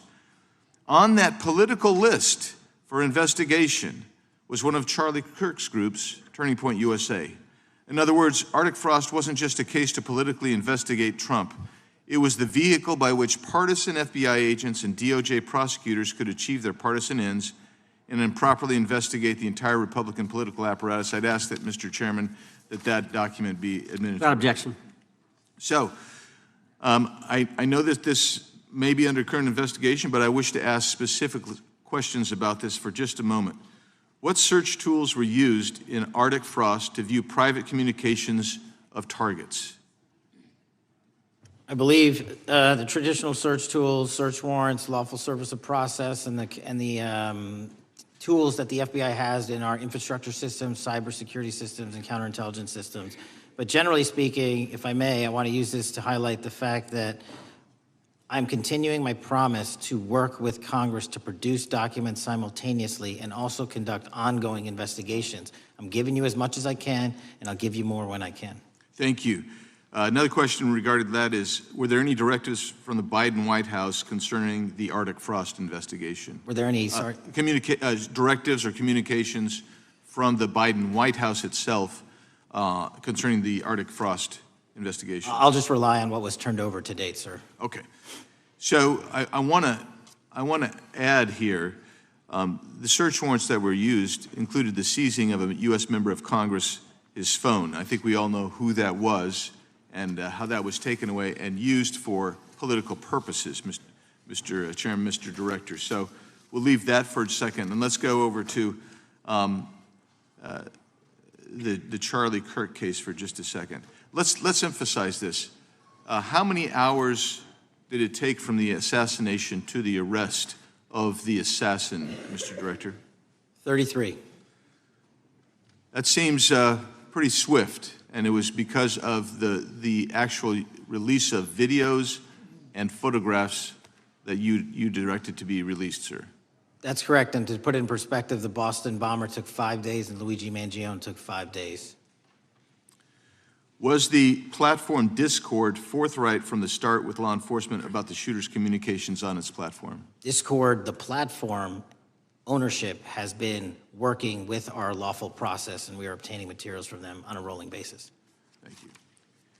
And I want to get back here to Arctic Frost for just a second, Mr. Chairman. I'd like the unclassified document from the FBI released to be admitted to the record. Without objection. And a document from the Economic Times also to be admitted to the record. Without objection. So I'm going to give you the last 30 seconds. We could go on about the Epstein case. I've got a bunch about that, but I'm just going to let you, if you wish to respond to either of the two vitriolic questioning or statement from the Democrats. The work of the FBI speaks for itself. It's on showcase here today. Anyone that wants to attack the FBI can attack me, but leave our leadership structure alone. When you have 23,000 violent felons arrested, twice as many as this time last year, the work speaks for itself. Thank you, Mr. Chairman, and thank you. Appreciate your good work, Director Patel. Yield back. Gentleman yields back. Gentleman from Maryland is recognized. Thank you kindly, Mr. Chairman. Director Patel, before you joined the FBI, you railed against it for covering up Jeffrey Epstein's human trafficking ring. Let me refresh your memory with this clip. Has Epstein's list, they're sitting on it. That doesn't seem like something you should do. You're protecting the world's foremost predator. That seems like an evil thing to do, regardless of who may be embarrassed in the release of that list. Why is the FBI protecting the greatest pederast, the largest scale pederast in human history? Simple, because of who's on that list. So you finished that December 2023 interview with a challenge to the FBI and harsh words for Republicans in Congress for not getting the Epstein files out to the public. You can see this clip. Boy pants, and let us know who the pedophiles are. Put on your big boy pants and let us know who the pedophiles are, you said. You emphasized that the president and the FBI director each had complete authority to release Epstein's client list. You said Epstein's black book is under the, quote, direct control of the director of the FBI. Look at this clip. This is way off the topic, but who has Jeffrey Epstein's black book? Black book. FBI. But who? That is, I mean, there's... Oh, that's under direct control of the director of the FBI. All right, so you were sworn in as director more than 200 days ago. Now the black book is under your direct control. So why haven't you released the names of Epstein's co-conspirators in the rape and sex trafficking of young women and girls?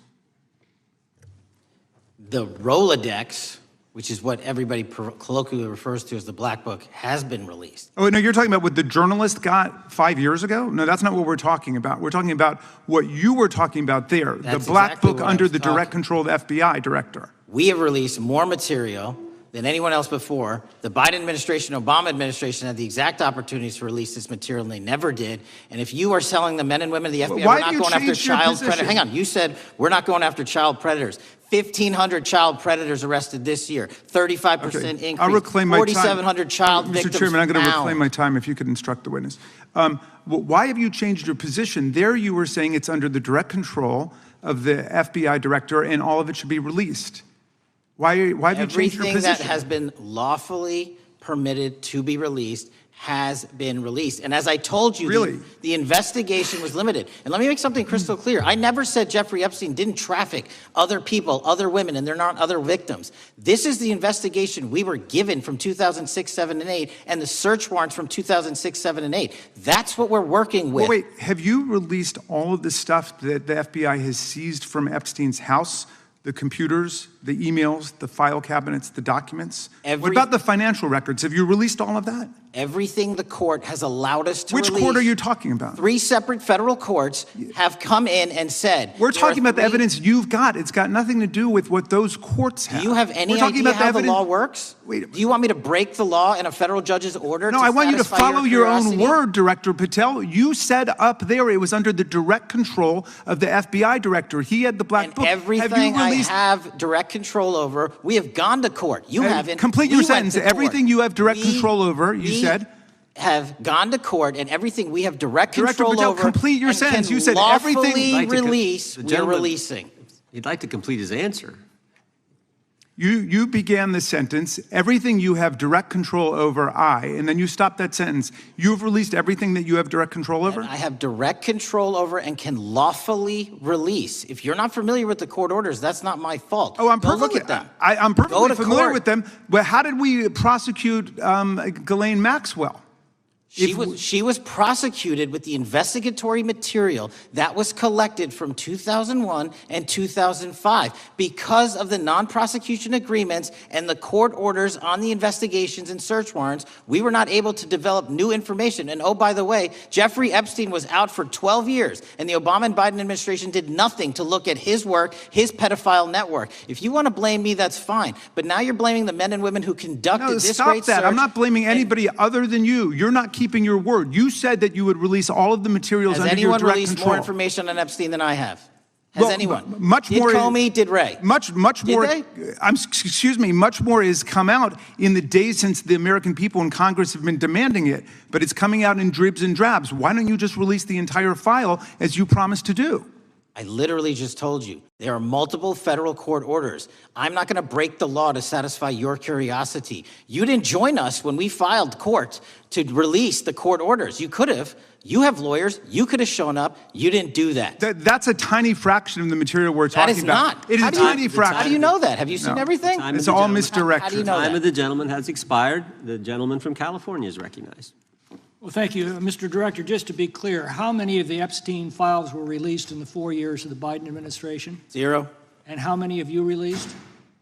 I don't have the number, but it's got to be thousands of pages of stuff. I was going to ask you to begin whether Americans are safer today than they were 9 months ago, but you cited dramatic increases in criminal arrests since you've taken office, a dramatic decrease in crime that's resulted. Who would have thought that taking criminals off the streets would reduce the crime rate? But somehow we have stumbled upon that new truth. But it begs the question, what was the FBI doing during the 4 years of the Biden administration to see that dramatic an increase in work under your tenure? The simple answer is I'm letting good cops be cops. We're working with our state and local law enforcement. We're energizing our partnerships. We're bringing on more task force officers. When you have more cops in the streets, when you're using ground-based intelligence, when you're not weaponizing law enforcement and focusing on D.C. and focusing on the rest of America, this is what happens. It is not a significant mind shift in terms of how we maneuver the FBI. They've wanted to do this work since they signed up. We're just letting them. And we've seen many prominent Democrats oppose your efforts to restore law and order to the streets of our nation's capital. I mean, all of us here have seen a dramatic change for the better here in Washington, D.C. Why are so many Democrats attacking you for that? Sir, Democrats have been attacking me for a decade, as is the fake news media. They didn't like the fact that I exposed the Russiagate host and the largest weaponization of the FBI, DOJ, and U.S. history. We proved it to be true with congressional oversight. I'm wed to that congressional oversight and will continue to do that work. Christopher Wray repeatedly warned this committee that the Biden open borders policy had produced a significant increase in terrorist threats that he said kept him up at night. A particular concern, he said, was the 2 million gotaways that entered the country during the Biden administration. That's an average of 41,000 every month. What are the monthly gotaway numbers today? Sir, I'll have to get back to you on the exact gotaway numbers, but identifying that there are gotaways is step one. Going and manhunting them is step two, and that's what we're committing our resources to do. Well, that's my next question, is what progress has the administration made in apprehending and removing terrorist threats that came in during the Biden years? I think you're talking about, if you're not, let me know, known or suspected terrorists, and we've encountered almost zero at the southern border since the southern border has been sealed. But the problem that we are running into is our northern border. It's largely expansive. The enemy has adapted, and we need more focus on the northern border to stop known or suspected terrorists from coming in from places like China, Russia, the Middle East, Africa, Afghanistan. And what can you tell us about the remaining threat posed by potential terrorist cells here in the United States? The terrorist threat that continues to be posed by international terrorists here in the United States is one of my highest priorities. We are working through our intelligence community partners to identify those individuals, and we've taken down numerous individuals in numerous rings across this country to neutralize that terrorist threat, including in places like New York City, Los Angeles, and I believe Dallas, Texas most recently. How extensively did criminal cartels like Sinaloa, Jalisco, New Generation, MS-13, Trinidad, and others infiltrate our country during the Biden administration? By the tens of thousands. Well, and what progress have you been making in combating their presence? I think the DHS is best to speak to that, but I think I can't remember the numbers of tens of thousands or hundreds of thousands of individuals they found that came in illegally, and the tens of thousands that associations to criminal networks have all been deported. And that effort is being opposed every step of the way by Democratic leaders in our cities, some of our states, and right here in the Congress. Isn't that true? Well, we're just working where we can in every single city we can, and I welcome the opportunity to partner with Republicans or Democrats on fighting violent crime like we're doing. Mr. Biggs asked about Arctic frost. What else can you tell us about that and what we need to do to assure that it never happens again? Continue the congressional oversight work that you're doing on Arctic frost. Let me provide you with more documentation on Arctic frost, and also call in witnesses from the paperwork that we have given you. You have that right, and the American public deserves to hear what those people have to say. As for my ongoing investigation, there's not much I can say. What role did the FBI play in suppressing the Hunter Biden laptop story during the 2024 election? Off the top of my memory, sir, I believe the FBI was in possession of verified information from that laptop, and it was improperly publicized that they did not have information and masked it as Russian disinformation. We now know that was categorically false. I don't know why the FBI did that, when they did that, but we've released all the materials related to that. Thank you. Gentleman yields back. The gentleman from New York is recognized. Mr. Golden. Mr. Patel, does Donald Trump appear anywhere in the Epstein files? I'm sorry, could you say that again? It's not a complicated question. Does Donald Trump appear anywhere in the Epstein files? I didn't say it was a complicated question. I just didn't hear you, so my apologies. We have released where President Trump's name's in the Epstein files and everybody else, and all credible information that we are legally allowed to release has been released. All right, so let's go through that. You're referring to court orders that prohibit you from releasing grand jury testimony under Rule 6E. Is that what you're referring to when you say as the law allows? That's a piece of it. Really? What other evidence do those three court orders you cited prohibit from being released? Information that was collected pursuant to those search warrants that were limited Wrong. in fashion. Wrong. That's not what the court order says, and that's not under 6E. And you're talking, and I said that's 6E, and I said there was others, and I'm answering that. There are sealed court order documents. There are protective orders. From They are unsealed as part of discovery given to Ghislaine Maxwell. They are no longer sealed. That's just not true. We can argue about it all you want. Okay, well, you agree that there are, so your testimony here is that the reason why you are not releasing all of the videos that you have acknowledged, there are so many, and that the FBI spent thousands of hours of reviewing, the photographs, the photographs that you have. You're saying that you're not releasing those because there's a court order requiring them to be sealed? Is that your testimony? Never said that about the videos. On the totality of the videos, of the thousands of images that were seized pursuant to the search warrants executed at the time, the overwhelming majority of that video is pornographic material that was downloaded from the internet and child sexual abuse material. We will never release that. Well, as you should not release the victims, but if there are videos that relate to others who Epstein trafficked to, such as maybe Prince Andrew, or photographs, that you have total control to release. Yes, and if it exists... And so why haven't you released it? Why are you supposing that that is a fact when in fact it is false? Are you saying that You're saying that none of the videos relate to anything relevant to the Jeffrey Epstein trafficking ring? Every single video that we have collected pursuant to the prior search warrants has been examined for the last 10 years. And every single video has been utilized for whatever prosecutions were able to be legally brought. I'm not asking about prosecutions. I'm asking about why you aren't releasing the full Epstein files, including the names of people who were involved in the sex ring that you promised to do before you became FBI director. I just told you, I'm not going to release downloaded porn of I'm children not asking on the about internet. that. Fine. I'm asking about all the other files. What other videos? Tell me. Tell me. That's what I'm asking. Tell me. You're saying there are no videos that would be relevant to anyone else involved in the Jeffrey Epstein sex ring. Pursuant to Mr. Acosta's collection of information based on the search warrants. That's all we have in our possession. And I'm asking you, that stuff. That's all we got. I'm not asking all you got. I'm asking you, in that stuff, there's nothing that's related to any other any other people engaged with Epstein in underage sex. That's correct. To my knowledge, no. Okay. Let's talk about the witness interviews. 302s of witness interviews. Those are not subject to the court order. Those are not subject to any fictional sealed order for a search warrant. Why aren't you releasing those with the redacted names of the victims?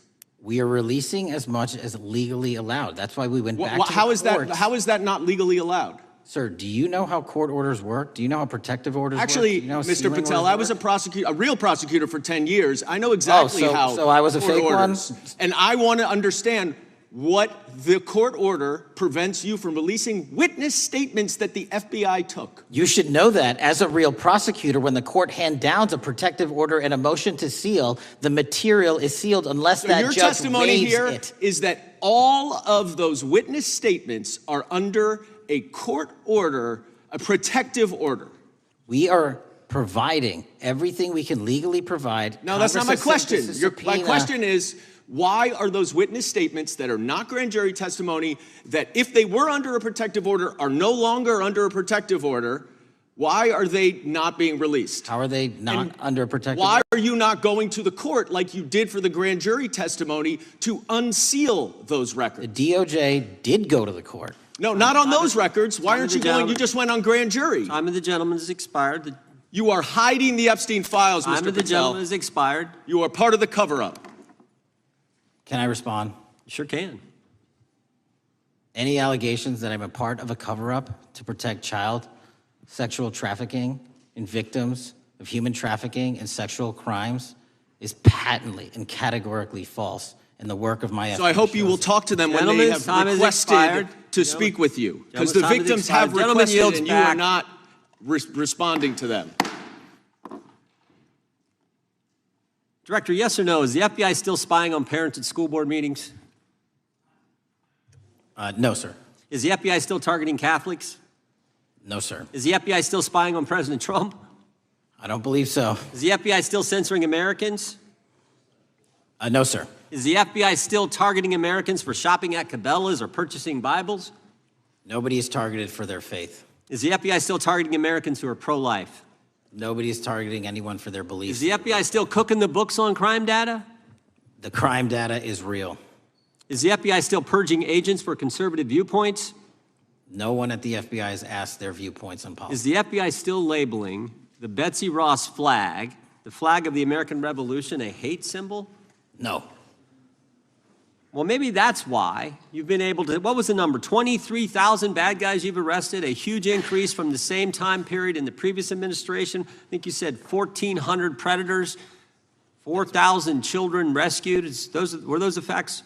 4,700, 35% increase on children rescued. Yeah. And you got the guy that, Abbey Gate? We got the Abbey Gate guy. We had a guy from the 4th District of Ohio who lost his life there serving our country. We appreciate that. Maybe when you're not focused on politics, you can actually do what the FBI is supposed to do. Go get the bad guys, right? That's what the men and women of the FBI do. Director, did John Brennan lie to Congress? Let me just read a couple things, actually, before you answer that. 2 years ago, we had Mr. Brennan in for an interview, and I asked him, how'd you learn about the dossier in December of 2016? Mr. Brennan replied, I received a copy of it from the FBI, and the CIA was very much opposed to having any reference or inclusion of the Steele dossier in the intelligence community assessment. That's what John Brennan told the United States Congress. 7 weeks ago, the Director of National Intelligence told us this. John Brennan lied and denied using the dossier in the intelligence community assessment because he knew it was discredited. CIA officer told the House Intelligence Committee, Brennan refused to remove it, and when confronted with the dossier's main flaws, he responded, "Yes, but doesn't it ring true?" John Brennan lied to us? Mr. Chairman, I won't stylize the evidence. What I will say is that the intelligence community assessment, those that created it and any individual involved with it, is an ongoing investigation. There's an investigation into what took place in December and January of December 2016, January 2017, when this whole thing started, this grand conspiracy. That is being investigated, is that right? That has been publicly announced by the department. That's been announced by the department. Did Chris Wray hide documents from this committee? You would know better than me, sir. Well, I think you told us like 700 pieces of information you've given this committee since you've been the director relative to just one incident, the Catholic memorandum from the Richmond field office. I can give you the comparison, sir. Yeah, the Catholic memo, I believe we turned over 750 documents. In Mr. Ray's tenure, I believe they turned over 19 pages. 19 pages. You give it a 700. Why would Chris Wray hide information from this committee? You'd Want have to to hazard a guess? I'm sorry? Hazard a guess why he would do that? I don't know, sir. I think maybe it was because FBI was spying on a priest, trying to get him to break the priest penitent confidence that exists. You think maybe that was the reason? You'd have to ask him, sir. Yeah, we'd love to do that. I want to read a few names here. Arctic Haze, Tropic Vortex, Riding Hood, Foggy Falls, Echoes Fate, Sirens Lure, Genetic Christmas. What are these code names about, Director? You know? Not off the top of my head. Well, Arctic Haze, Tropic Vortex. My understanding, these are code names for leak investigations of classified information from the year 2017. Does that ring a bell? In terms of leak investigations, many of those are classified and many of those are ongoing, Mr. Chairman. But we are working with you to produce documents as we close those investigations or as we declassify them. Let me ask you this question, because this is something I've wondered about, the way the FBI used to work. Wade, this whole thing so many of these things unfolded.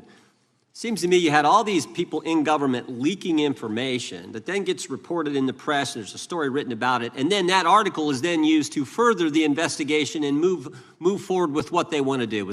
Did that take place back in 16 and 17? That's the exact scenario that took place in the FISA application for Carter Page and the rest of the Trump campaign. And that is frightening, because that's what the CIA is supposed to do in foreign countries. It's not supposed to happen to Americans, but it did, didn't it, Director? Yes. And not just any Americans, it happened with the President of the United States. Is that accurate? Yes, sir. Yeah, and you were the key guy in helping expose that. And I think our country will be forever grateful for what you did to let the country know that was going on involving Americans, which is not supposed to happen, and not just, again, any American, but the President of the United States. Chair now recognizes the gentlelady from California. Thank you, Mr. Chairman. I'm concerned by reports that FBI agents have been diverted from their important work on crime and anti-terrorism to work on matters that are not critical to our safety.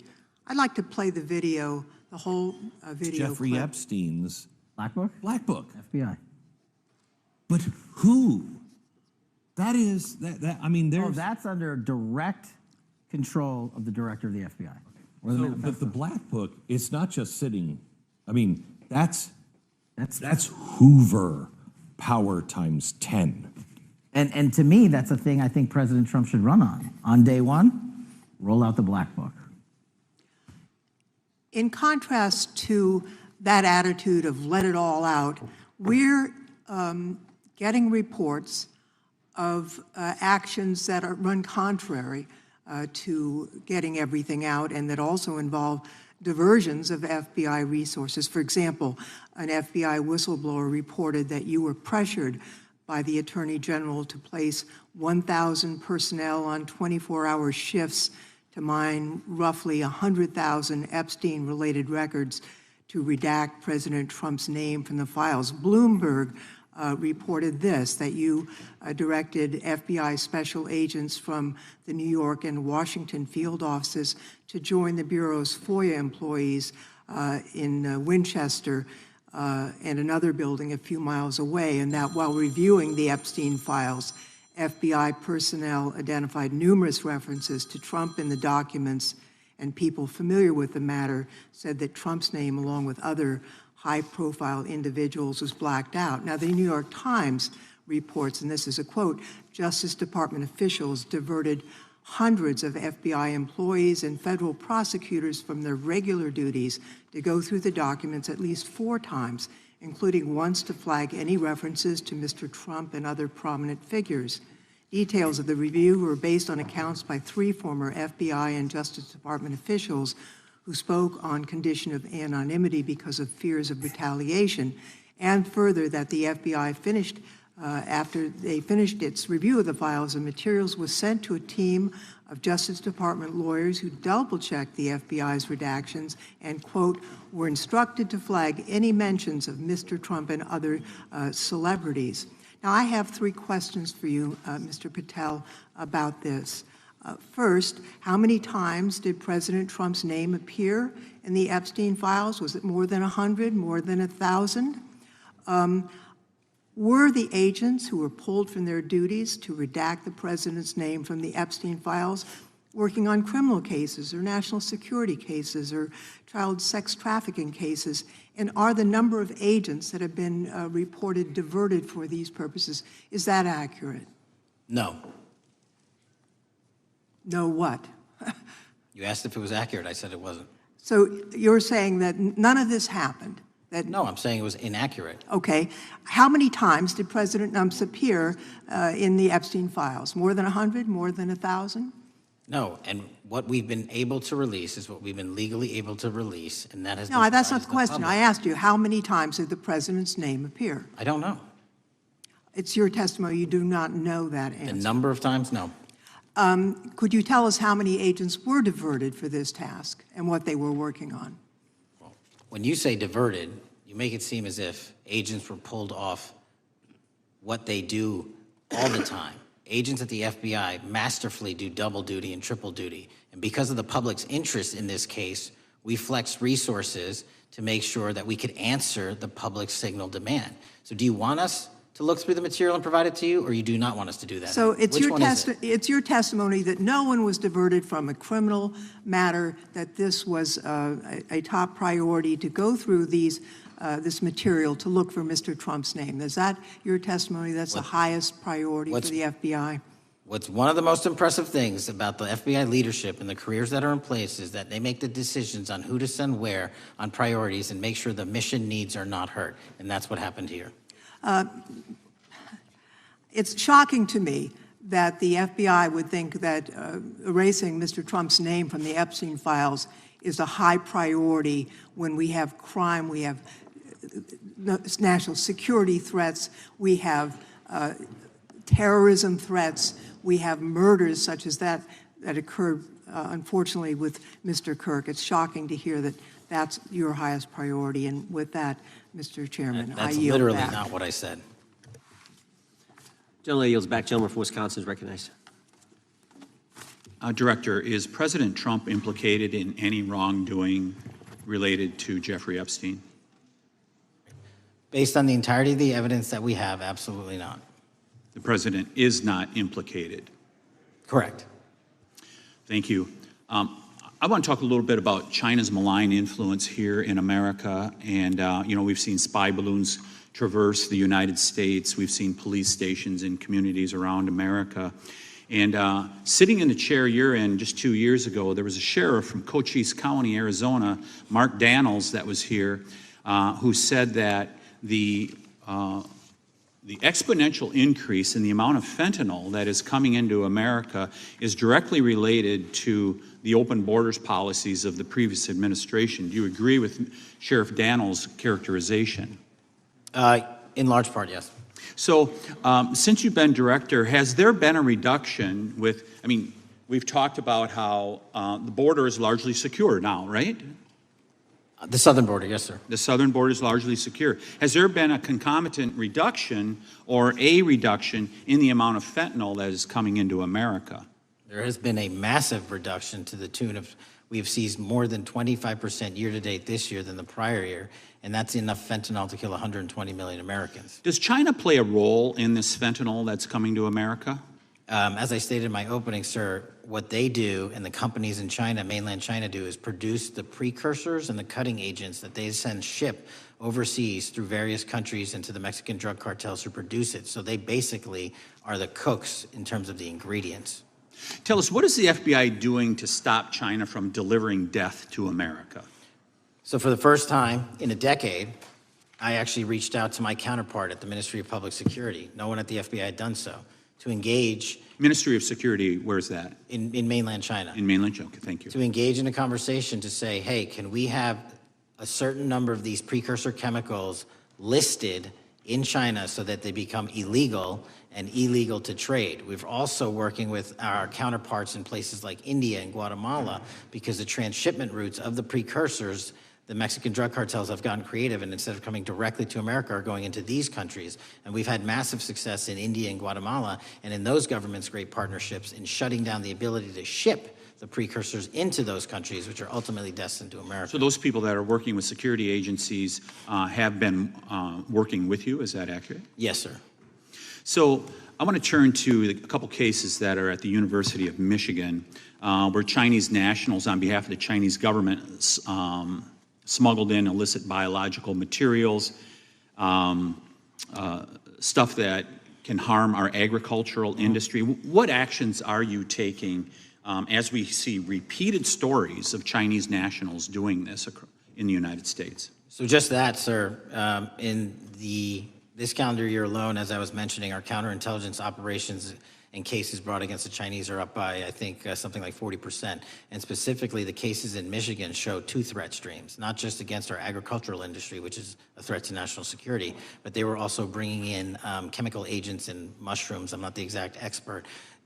That would have ultimately hurt our population. We arrested and charged all of those individuals, and we were aggressively going after them in every single state because they weren't doing it in Michigan alone. Should research universities across the United States be doing a thorough job of vetting Chinese nationals that are coming to their universities? They should. Turning to spying in America, you know, we heard the stories about Senator Dianne Feinstein's driver, who was a Chinese spy. We're familiar with Linda Sun, who worked in Governor Hochul's office, Christine Fang in California.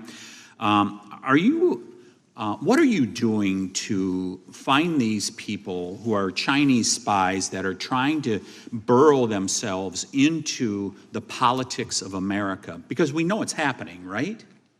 Yes, it is. And what our counterintelligence unit is doing is aggressively seeking the intelligence into where these individuals are working. Then we are utilizing our operational authorities to go in and investigate them either through our human source networks and collecting information through lawful process, online, search warrants, and data so that we can bring proper arrest charges and publicize to the world what they're doing here. And just because we've caught a few doesn't mean we've caught everybody. We've got a lot more to go. I get one more quick question in. The FBI arrested a judge in Wisconsin, Hannah Dugan, for interfering with a federal law enforcement operation. Could you tell us a little bit about that? And is a judge above the law here in the United States of America? Well, no one is, and that case is ongoing. But as you stated, and these allegations that there was an interference in a federal lawfully executed federal law enforcement priority that was interfered with. I yield back, Mr. Gentleman yields back. The gentleman from Tennessee is recognized. Thank you, Mr. Chair. Director Patel, I believe you had primary importance in starting Operation Viper in Memphis. Is that correct? Yes, sir. And Operation Viper brought in the FBI, the DEA, the ATF to help the Memphis police in policing the city? That'll be phase two, sir. Phase one was FBI and local law enforcement in Memphis for the last few months. Okay. You did a good job, and the police director and the mayor have told me that has been helpful, the FBI working with the police. And the FBI are trained in law enforcement. They know Miranda rights, they know how to do policing, and they do a good job working with the police. Do you think that the National Guard is necessary to do the work that the FBI is doing now? Thank you. I do think it's necessary to finish it. What we've done is 500 arrests in Memphis and 110 federal indictments. But what we need to do is we've only secured a piece of where the criminal conduct is occurring in Memphis, and we can't work inside perimeters that are not established and safe, and we don't have the manpower to give us the space to fully go into the areas where the criminal activity remains. Well, are you suggesting that the National Guard is going to go into the more heavily crime areas? They're going to establish, like they did in Washington, D.C., perimeters where local law enforcement and the FBI, DEA, ATF, and U.S. Marshals can go into. We can't be going into all these areas knowing that they're extremely volatile and jeopardizing the safety of our agents. Did the National Guard do anything in Washington to help the FBI stay safe from these dangerous elements? They established perimeters. Established perimeter, and the criminals knew about it, so they... It was a visible force, sir, so they kind of saw it. Well, what you did, I commend you for what you did, and I think the FBI coming in, we have a crime problem in Memphis. The FBI has helped, DEA will help, and the ATF will help. I don't think the National Guard's going to help, and what I've seen, they're not trained in law enforcement, are they? No, sir. And so that could be a problem. Who will direct the National Guard in Memphis? Will it be, will they have control over your agents? No, sir, they won't. Who will have control over your agents? You? Well, the SAC and then ultimately the chain of command up to Washington, D.C. will control the FBI, but there's a task force that was put together that is going to be led by an interagency. The heads of U.S. Marshals, DEA, and FBI will be working together with DHS collectively on this. Have you visited Memphis before? Yes, sir, I have. So you know how good a city it is. I love Memphis. A lot of us do. And Memphis is a great city, great history, civil rights museum. Might say something about slavery, but that was the history. It needs to be taught. Blues, Elvis. Beale Street. Beale Street, right, barbecue. And people should come. It's not a troubled city. We've got some crime, but it's not a troubled city. We're not troubled, and we love our city, and we hope that the National Guard doesn't come in and cause people to have questions about Memphis because it's a city they should visit. Let me ask you this about, you said that the homicide rates are coming down to an all-time low? In modern recorded U.S. history, yes, When sir. does modern recorded history start? I think the FBI, and I'll get back to you on this, has stats on that going back about 30 years, sir. Okay, I was thinking back to Ozzie and Harriet, and I didn't think you could beat Ozzie and Harriet's time. Secondly, you mentioned the Epstein case. Did any of the women that were victims, and they came up here and had a press conference and all, did any of them contact your office and ask to give information? To my knowledge, no, sir. If they did, let me ask you first, is there a statute of limitations on sex crimes like that, with sex with a minor, rape? The DOJ is the expert, but I do not believe there's a statute on that, limitations on that.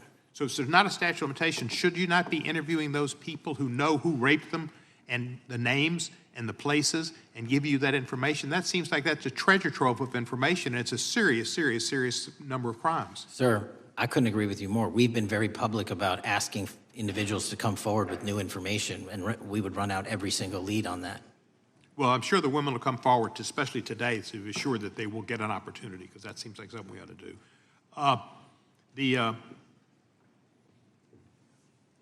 Mr. Driscoll, what was his reputation? I can't comment on Mr. Driscoll's matter. It's an ongoing litigation. Yeah, but his reputation you can tell us about. I can't tell you about his reputation. His work has been laid out in that lawsuit. How many of the FBI agents who worked on the January 6th case have been fired? I don't have that number, sir. Do you have a ballpark figure? No, but I can tell you that individuals based on case assignments in the FBI that I have led have not been terminated for case assignments. Thank you, sir. And come back to Memphis and you work with Kevin Kane in our Tourism Bureau. He's great. Thank you. And thank you for your work in Memphis. Gentleman, yes, back. Mr. Chairman, I have a unanimous consent request. Gentleman's recognized. So I've got 4 documents I'd like to introduce into the record. The first one is Jeffrey Epstein's 6 story played out for years in plain sight. And Acosta is quoted in here saying, "I was told Epstein belonged to intelligence and to leave it alone." The second document is entitled, "What Epstein's Bodyguard Warned About His CIA Connections." The third document is from Fox Digital. It's titled, "Epstein's Private Calendar Reveals Planned Meetings with Obama Admin Official CIA Chief." And the last document is Wall Street Journal article that highlights Ehud Barak's 36 meetings With Jeffrey Epstein, he was the former Prime Minister of Israel and head of military intelligence for Israel. It may have held that title when he met Epstein, and then, yes. Without objection, the gentleman will hold for a second. The gentleman from Maryland is recognized. Thank you, Mr. Chairman. Just one UC request. This is Judge Engelmeyer's decision from August in U.S. versus Epstein, stating the government's 100,000 pages of Epstein files dwarfs the 70-odd pages of Epstein grand jury materials. Without objection, the gentleman from Kentucky is recognized for 5 minutes. Thank you, Mr. Chairman. Director Patel, I watched some of your Senate hearing yesterday when Senator Kennedy asked you, you've seen most of the files, who, if anyone, did Epstein traffic these women to besides himself? You replied, according to the transcript, there is no credible information that he trafficked them to anyone else. You also said somewhere in the hearing and here today that the problem is that the case files are constrained by limited search warrants from 2006 to 2007, and that the non-prosecution agreement hamstrung future investigations.